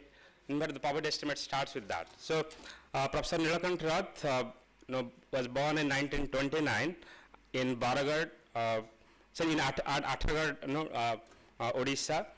He had his BA honors in economics in 1949 from the prestigious Ravenshaw College, Cuttack. It was coming under Utkal University. And he obtained his MA in economics from Gokhale Institute of Politics and Economics, Pune in 1951. He joined the Gokhale Institute in 1951 immediately after completing his MA. And his entire service career was at Gokhale Institute, starting as a research assistant, lecturer, and then reader from 1962 to 68, and then professor from 1969 to 1989, and as director from January 1981 to 1985. And so he has, okay, I will just cite a few major contributions of Professor Nilakant Rath. He started his career as a research assistant, and he began his work on the Y survey data of the Gokhale Institute. He drafted a memorandum on the revision of the famine code for Maharashtra Central Famine Relief Committee. The memorandum was sent by the committee to the state government of Bombay in November 1951, and he drafted a note on the merger of DNS allowance with basic salary of the government employees, and sent by the institute to the committee of Government of India for the purpose, which was chaired by N.V. Gadgil in 1952. So I'm not going to read out his entire CV. It's a long list. The detailed video of Professor Rath will be available on the YouTube channel of Odisha Economic Association. So I thank the entire jury for nominating Professor Nilakant Rath's name. Okay. So with that, we conclude the award ceremony for the OEA Lifetime Achievement Award. Then the OEA Young Economist Award. For this, the criteria was that the economist has to be below 45 years age and must have done substantial contribution or outstanding contribution to the field of economics. And for this, we had a call for nomination. For Lifetime Achievement Award, there was no call for nominations. It was selection committee which recommended. But for Young Economist Award, there was a call for nominations. And it was, of course, not self-nomination. Other people have to recommend your name. And we received 10 nominations in total. And for this, we had a jury. The executive committee nominated a jury. The chairperson of this jury was Professor Uday Shankar Mishra from IAPS Mumbai. And the other two members were Professor Saudamini Das from Institute of Economic Growth and Professor Himanshekhar Raut from Utkal University. the jury members have recommended the name of Professor Alok Kumar Mishra from University of Hyderabad for this award, OEA Young Economist Award 2023. And this award again carries a medal which is made of silver and gold plated and a citation. Now I request the President of OEA to award Professor Alok Kumar Mishra and also the medal and the citation. I request everyone to have a round of big applause for Professor Alok Kumar Mishra. Now let me read out his brief work. Professor Alok Kumar Mishra has unique experience in both corporate and academics. In the corporate sector, he handled index quant, credit risk measurement and management, market risk management, fixed income securities analytics, structured product valuation such as CDO, CLO, CMBS, RMBS, compliance modeling, portfolio optimization, hedge funds analysis, financial derivatives and trading strategies, data analytics, machine learning programming. In academics, Professor Mishra's expertise is in open macroeconomic dynamics, financial markets and instruments, financial derivatives and risk management, fixed income securities, land economics, transport economics. Yesterday his book was released on urban economics and policy, applied econometrics and time series modeling. His expertise is visible and recognized in teaching, research and publications, consultancies, training assignments. He has created an impact by designing and launching an MA in Financial Economics 2-year program at University of Hyderabad in 2016. The program is very much successful and attracts the best talents to the program for the pan-India level. From the pan-India level, he initiated a program in land, housing, transport and urban economics program in 2014 at the School of Economics, University of Hyderabad. The program produced around 6 PhD scholars and 6 PhD scholars, 5 MPhils, 2 projects, 13 journal articles, 3 books, 4 edited books, and so on. So the list is long.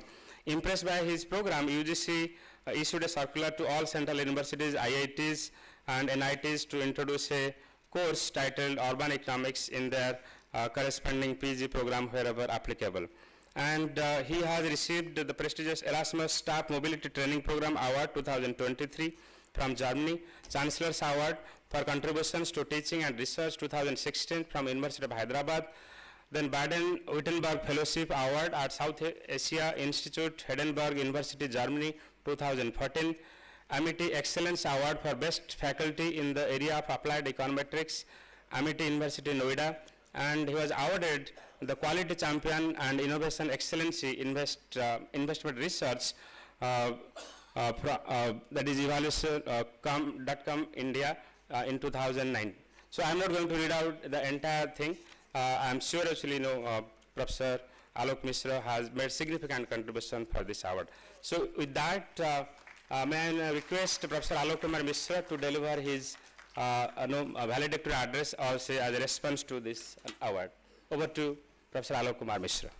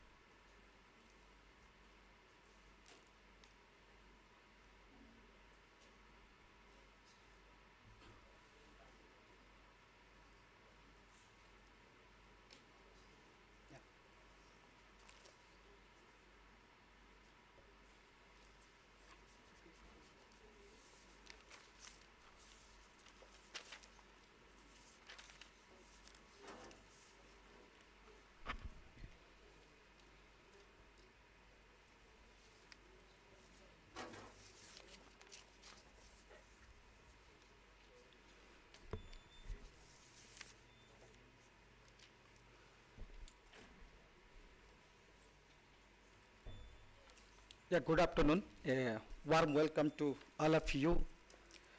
At the outset, I thank the Odisha Economic Association for selecting me for this Young Economist Award. Being from Odisha, I feel privileged and honored for this award.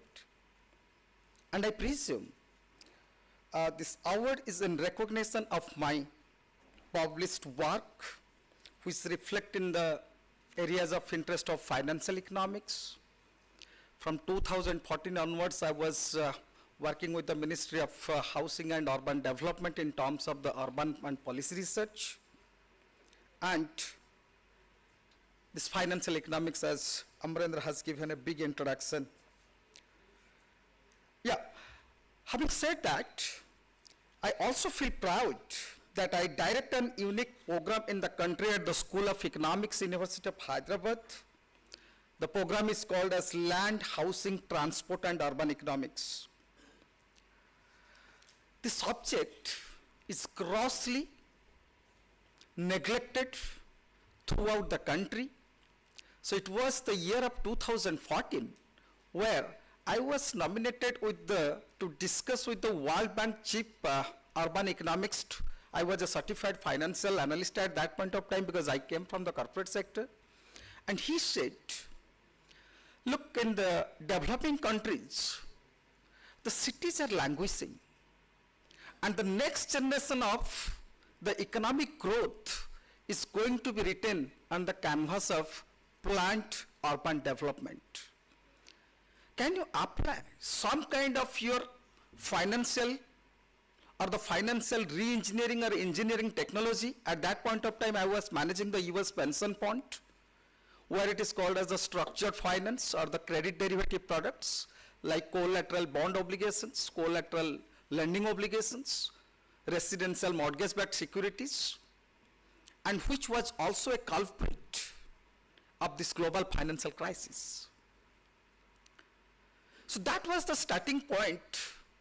Also, my entry into the academics, and by the time I was giving the interview, so Professor B.B. Bhattacharya was there in my panel. He said, Alok, I don't have any question on the finance because he knows to me from the 2003 onwards. But he said that, did you read this Irrational Exuberance by the Robert Shiller, which was coined by this term by Alan Greenspan. So he said, why these macroeconomics or the statisticians or the econometricians, they miserably fail to predict this kind of global financial crisis? What went wrong? I took 2 minutes to pondering about, and I was wondering what answer I should give because that's an interview. Then suddenly it has occurred to my mind.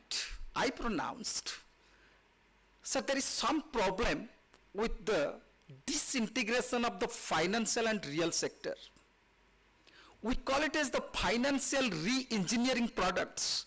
But is this re-engineering products either through a direct channel or through the indirect channel, whether it is incorporated in the real sector to reflect?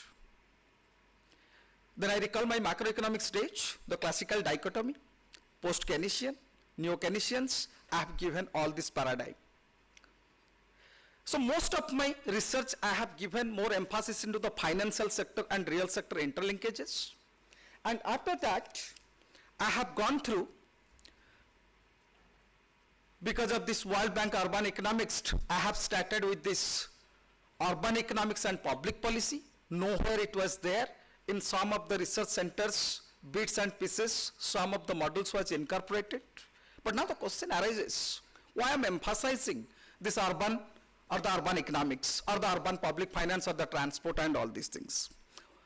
In fact, while choosing this topic, I was confused whether can I keep my title as a general theory of cities, rent, agglomeration and growth. So my entire presentations here, it is going to be revolving around with your urban planning, urban designing, urban infrastructure, urban governance and urban finance.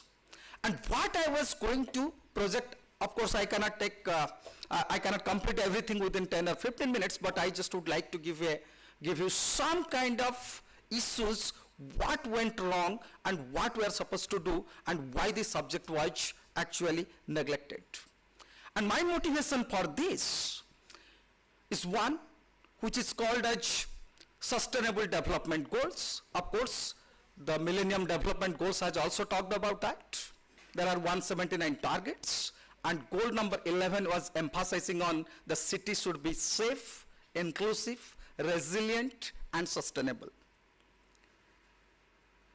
In fact, I would like to quote a World Bank quotation that no country has grown to middle income without industrialization and urbanization, and none has grown to a high income without the vibrant cities. So, but in case of the developing countries, or especially in the emerging countries, what happened? There is a rush to the cities, which is very chaotic in nature. And that is why there was a completely disintegration between this planning, designing, infrastructure, finance, and governance. And if you look at the global figure, the cities account for 75% of the natural resource consumption, 80% of the energy supply, and 75% of the carbon emission. So I'm not discarding the diseconomize of the agglomeration externalities that city can produce. But having said that, I am going to present a different synthesis or a genesis why after the agricultural transition to the industrialization and service sector, the next generation of the growth, it is only the urbanization. I consider the city development and urbanization as a holy cow.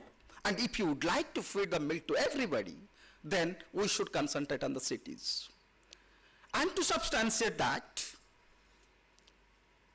if you look at the Telangana state GDP, 75% of the growth is concentrated only from the Hyderabad.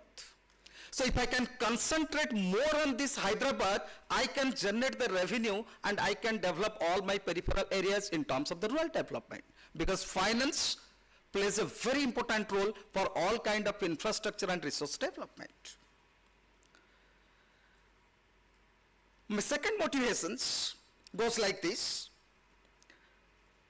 You all have realized there is a severe pollution in the Delhi, air pollutions, environmental degradation in the Bangalore, once called as a garden city, devastating floods in Hyderabad in August 2000, October 2020, Chennai, Kerala, and Mumbai. And now there is one school of thought has developed in the awakening of this pandemic, whether it is going to the death of the cities. And they keep on blaming the densities. Then why, when I have developed my motivation towards this urban planning as a vehicle for this engine of growth, I started asking how this urbanization is actually, or this urban economics is actually different than my mainstream economics where I'm trained in. Then what I found, city economics occurs in terms of increasing return to scale. In city, we are deviating from the production function by relaxing land as a variable. So no more we are talking about the competitive equilibrium or the general equilibrium. We are talking about the spatial equilibrium. We are not operating at the constant return to scale. We are operating into the increasing return to scale. We are talking about the perfect computation. In case of the urban economics, we are talking about the imperfect computation. And apart from that, the city provides the specialization externalities, and the knowledge is not new. It is from the Marshall from the 18th century. The city provides the competitive externalities, innovative externalities, and the last, Durantan and Puga said that the city also provides the sharing, matching, and loading externalities.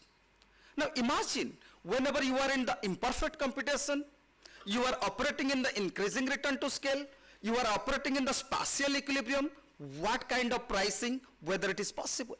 And that is what the Krugman has given this kind of new economic geography to the economist, that how the spatial equilibrium and city can play a pivotal role. Apart from that, city is a hub of all the growths because of your scale economics, scope economics, networking, job, impact. If you minorly observe from the classical growth theory to the neoclassical growth theory to the endogenous growth theory, everything is available in the cities. But still cities are neglected.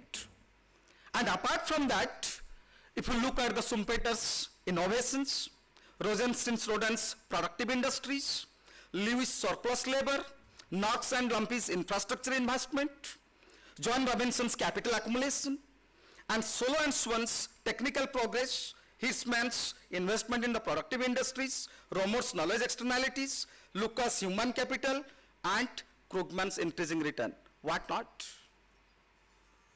Having said that, the city's blood is actually flowing the transportation. That's why I just would like to quote over here, you and I come by the road or rail, but economics travel by the infrastructure.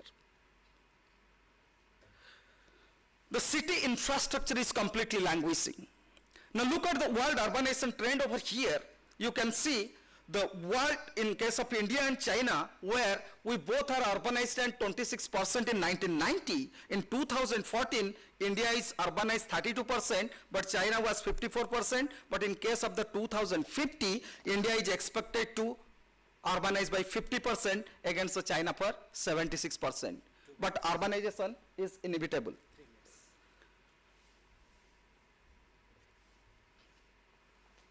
Now, what happens, what went wrong? If you look at the latest data, of course after 2011 there is nothing. So in case of the urban areas, whenever the urban population has been increased by 13 points, this 13%, our cities is actually growing by 3 times. So there is a large urban concentration in the city areas, which creates a daunting task for the policymakers to provide the civic facilities, affordable housings, and the other infrastructure problems. But if you look at the city's contribution towards the growth, so 17.3% of the urban population, they are actually giving 29% of the growth. In 1991, 25.7% of the urban population, they are contributing 55%, and in 2007, 29.7% of the urban population, they are actually contributing more towards 60 to 63%. And as per the Planning Commission's projections, it is going to be the 75% by 2021. I'm just skipping about this infrastructure and finance. But why cities should be given more emphasis, having this kind of negative externalities in the mind in case of the high urban land and housing prices driving the urban poor and the formal land housing markets? Something as that such, I have presented my book. Lack of civic amenities. Our municipal finances are completely languishing. They have the only own resources is that property tax or the holding taxes. The intergovernmental transfer is not happening. There was not proper budgeting plan. That is why there is a gross mismatch between the function and finances. Even the 73rd and 74th Amendment Act has given the financial autonomy to the urban local bodies, the rural local bodies, but because of this gross mismatch of the finance and function, they could not perform. So my argument over here, all these issues is to that how to strengthen the local public finance.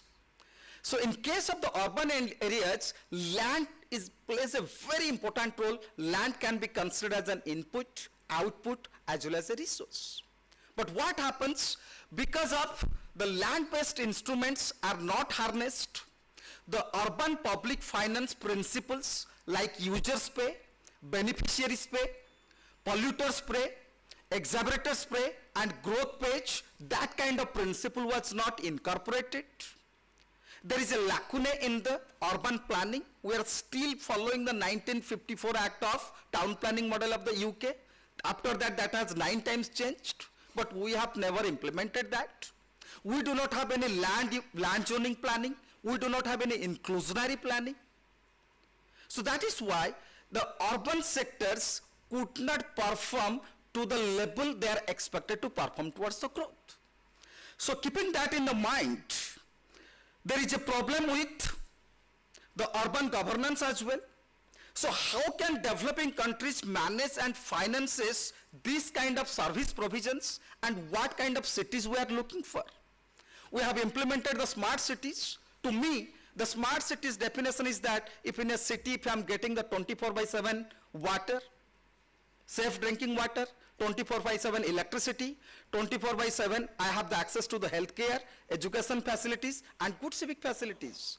If any kind of smart solution will be there for these kind of cities, the smart city problem can be resolved. But after that, what these developing countries should be focusing upon, what kind of cities in the future we are looking for. We need a city which should be economically efficient, socially equitable, environmentally sustainable, financially viable, pandemic proof, and disaster resilient, climate smart, and inclusive and human. So what kind of responses is required for this kind of challenges? I'll just take 1 minute before the conclusion. So shaping the urban structure. So we need the integration of the regional and urban planning, rural and urban planning, land use zoning, transit-oriented development, or your transport planning, spatial and economic planning. The second one, the development of the leading regional infrastructure. It should be focused on more towards a public transportation led. At this point of time, our Indian cities are completely automobile driven. We do not have the sufficient public transport system, even though we have not learned anything from the British rule. Building public health foundation and disaster resilience, addressing affordable housing. That is why we are advising the government for the inclusionary zoning, because in case of the affordable housing, neither the private builder nor the government, they cannot come forth to provide the housing for all. So is there any kind of strategy in terms of the density bonus or the floor area space ratio density bonus? Addressing affordable housing, tenure security, slum upgradation and redevelopment, issues of exclusion, skills training for the market based or the wage employment and self-employment, rural development, exploiting the rural-urban strategy, protection of the urban environment, and the more important is strengthening of local self-government. While I'm addressing this in this Odisha Economic Association, but I must tell you, the economists make policies. However, the politicians decides based on the vote banks. So we as economists, what is my call over here, if the first best principle is unattainable, the economics should focus on the second best, third best, and they should continue for the so forth and so on. So cities like Bhubaneswar must reform the property tax. The Bhubaneswar Development Authority needs to exploit the land as a resource linked to the infrastructure with a 20-year horizon view. State and central governments may consider a statutory share of local bodies and the GST. And along with that, if I remember, the Kelkar has suggested the federal eco-structure of the GST sharing with 50-50 and 2%. 5:5:2%. In that way, the urbanization can be tapped, and in that way, the urbanization can be considered as a new vehicle for the growth and development. Thank you very much.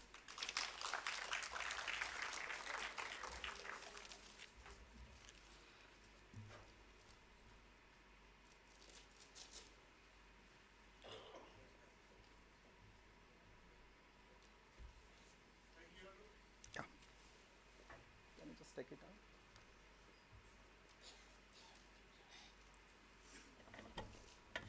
Just close it. Thank you, sir.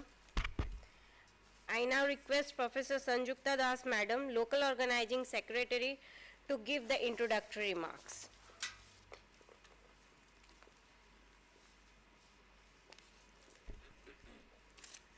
Good afternoon, everyone.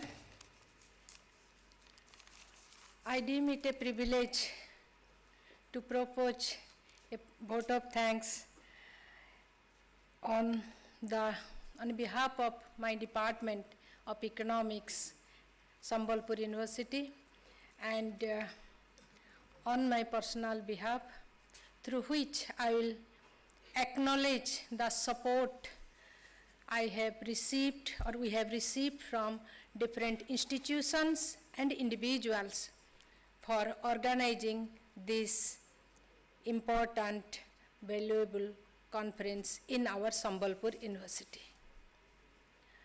In fact, this Odisha Economic Association is a very prestigious institution, and this conference is equally important for us in the state as well as in the country. So when we applied for hosting this conference, 56th conference in our Jyoti Vihar, to the Odisha Economic Association executive body in the last Odisha Economic Association meeting in Kalahandi, it was accepted, and we thank the executive body there.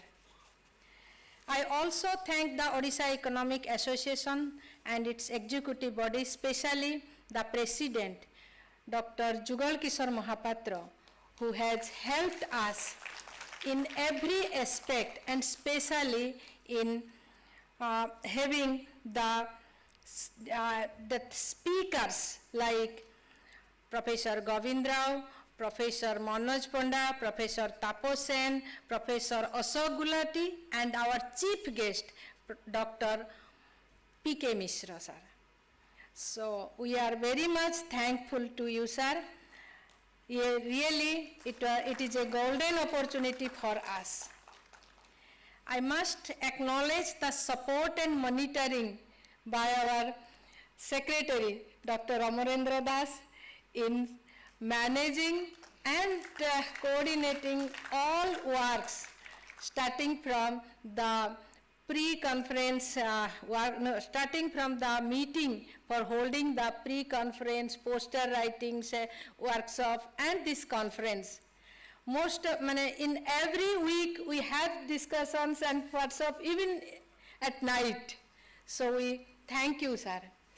I also thank Professor Himanshu Shekhar Raut, Dr. Ravi Narayan Patra sir, Professor Keshav Das sir, and others who have helped us by providing very valuable inputs in successfully, I hope, successfully arranging and managing this conference here.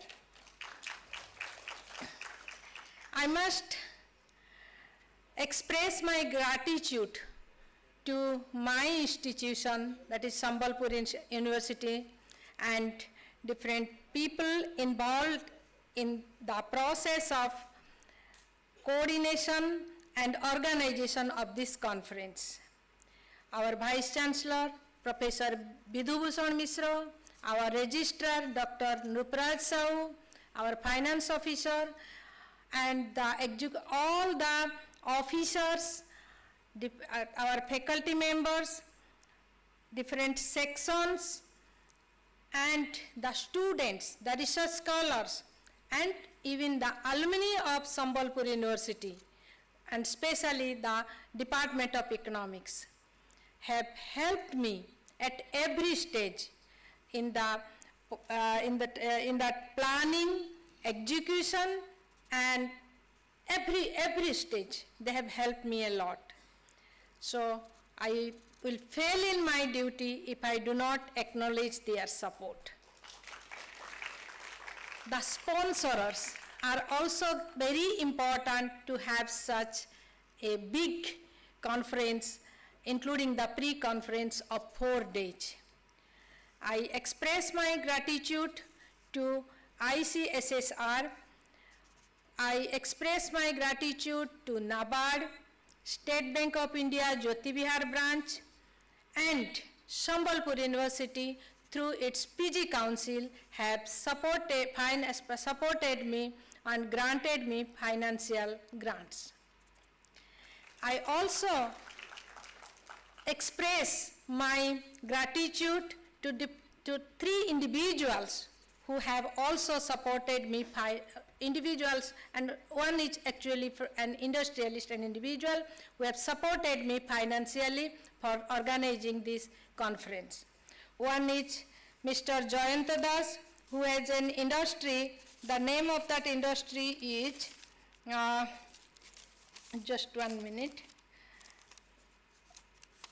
1 minute.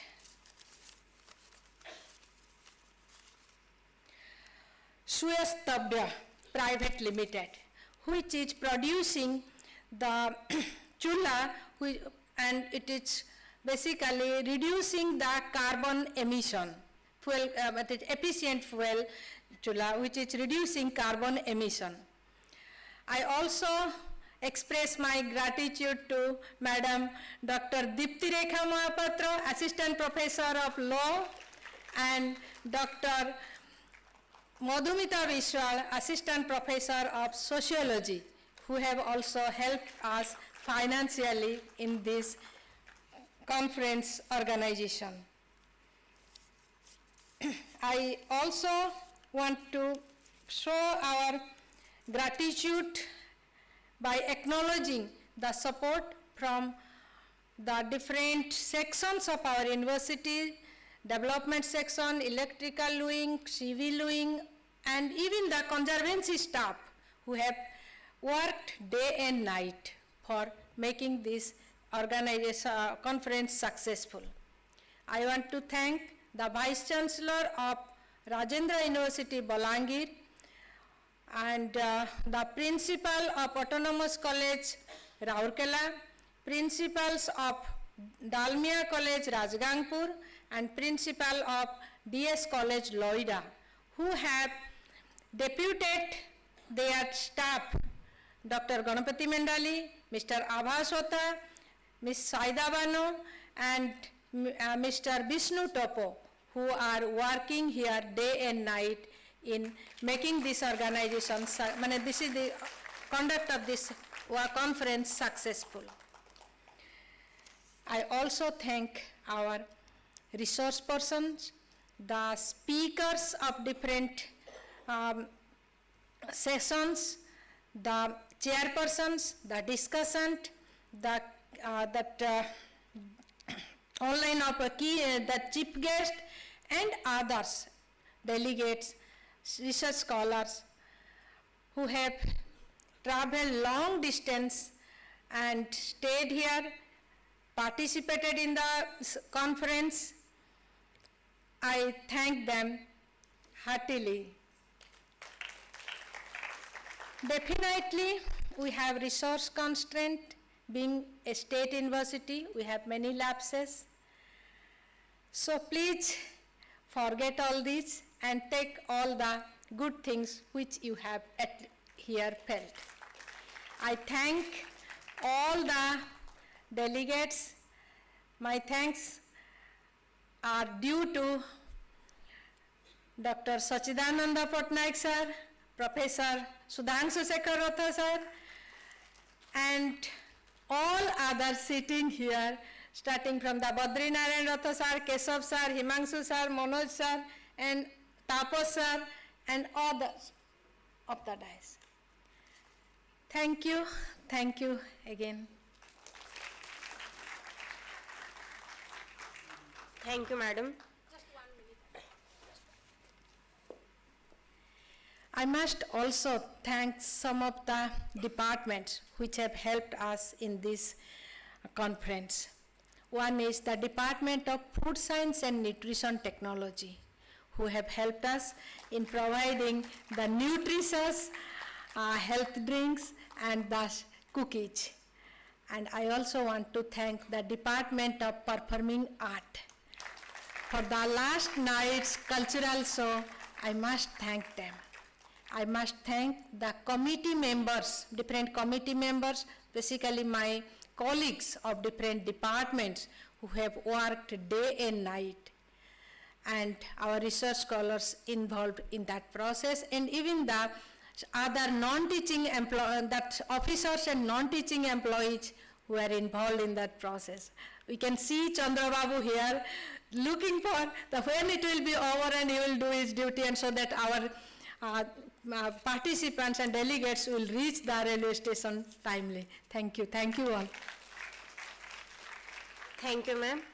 I would like to invite Dr. Jugal Kishore Mahapatra, sir, President, Odisha Economic Association, to give overview of the conference. Sir, please.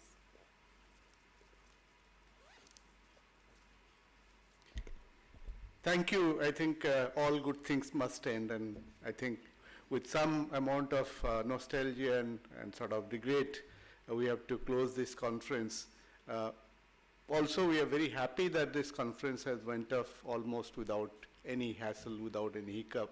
That's the grace of Ma Sambaleshwari possibly. My task has been made simpler by Dr. Sanjukta Das. She has thanked almost everyone. I would re-emphasize that part, and I thank all those whom she has thanked. I would be also sort of put little bit of emphasis. Her own faculty colleagues have put enormous amounts of effort, as I have observed. The student volunteers have been extremely, participative. We need to highlight that as well. And almost the entire university community has come together to help us host this event. And finally, I would like to thank everybody who has come from different parts of the country to join us in this very, I would say, engaging 2-day or 4 days event. Finally, all credit to Dr. Das for making this a very successful event.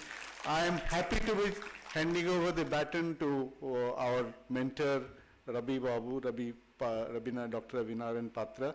I am relieved. Thank you so much. Thank you, sir. I now invite Professor Ravi Narayan Patra, sir, the President-elect Odisha Economic Association, to address the gathering. Sir, please.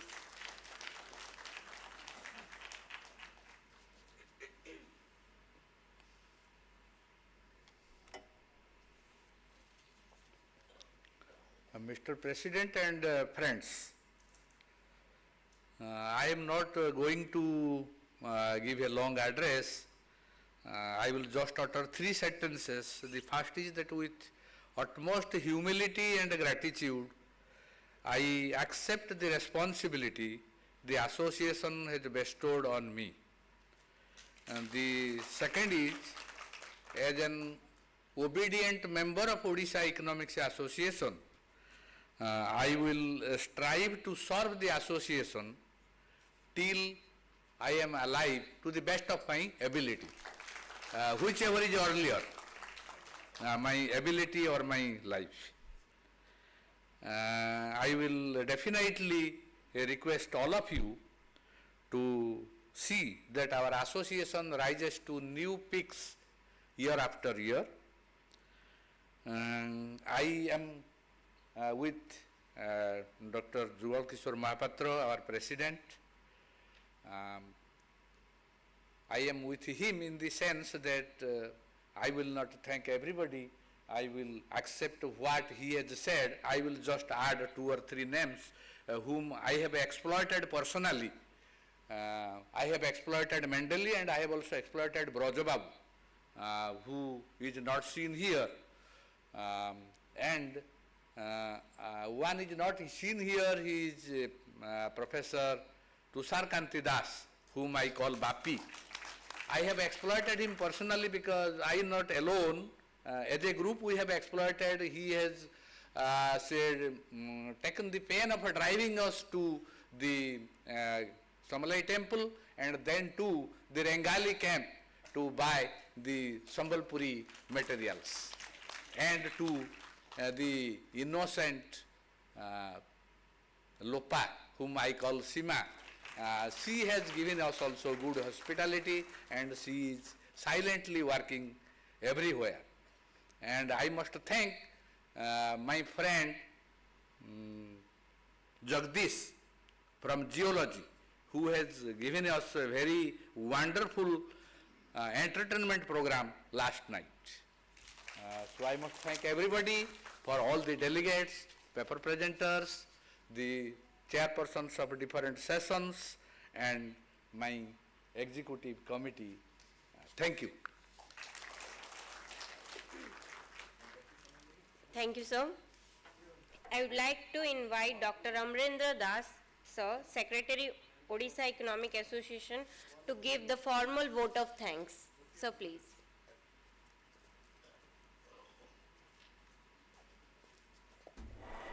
Okay, Honorable President of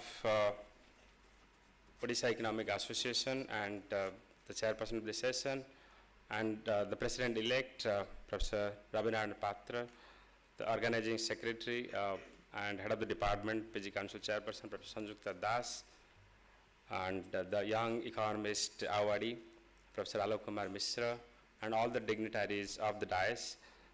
Since the president has already directed me to finish within 1 minute, I would like to thank all of you for being kind enough and for attending all the sessions, and even in the valedictory session, you all have attended very patiently and you have heard all of us. So I would like to thank the entire team of university, including the Vice Chancellor, Registrar, HOD, colleague, faculty colleague, Dr. Lopamudra Mishra, and her better half, Professor Tushar Kandas, and Mr. Chandrasekhar, and Mr. Raja, and the faculty members of other departments, teachers, and teachers of other colleges and universities, Mr. Abhas, Dr. Ganapati Mendali, and especially Saida Banu, the Master of Ceremony, and Mr. Vijay, Sir Vishnu Topo, all the PhD scholars, especially Lisa, Lija, and other PhD scholars and PG students, staff of the university, and speakers of various sessions, and the resource persons, session chairs and discussant, executive committee members, past presidents, live members who could participate, all the jury members of different awards, and most importantly, the president of Odisha Economic Association. You must have noticed in last 1 year we have done really remarkable things because of his contribution. And so we have fully exploited his network in the bureaucracy and wherever he had. And it's not that only he is contributing now, even when he was not the president, he has contributed in many ways to the association. So I am really indebted to you, sir, for all your value additions to the association, and I really look forward to your continuous association with OEA.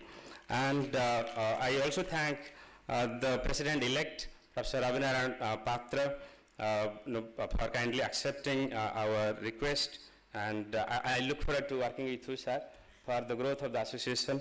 And with that, we conclude. Thank you so much.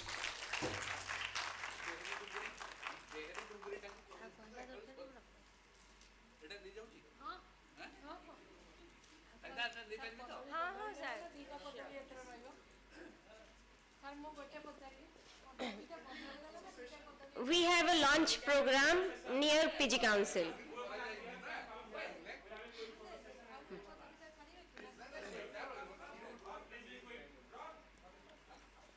Please join us for photo session on the dais.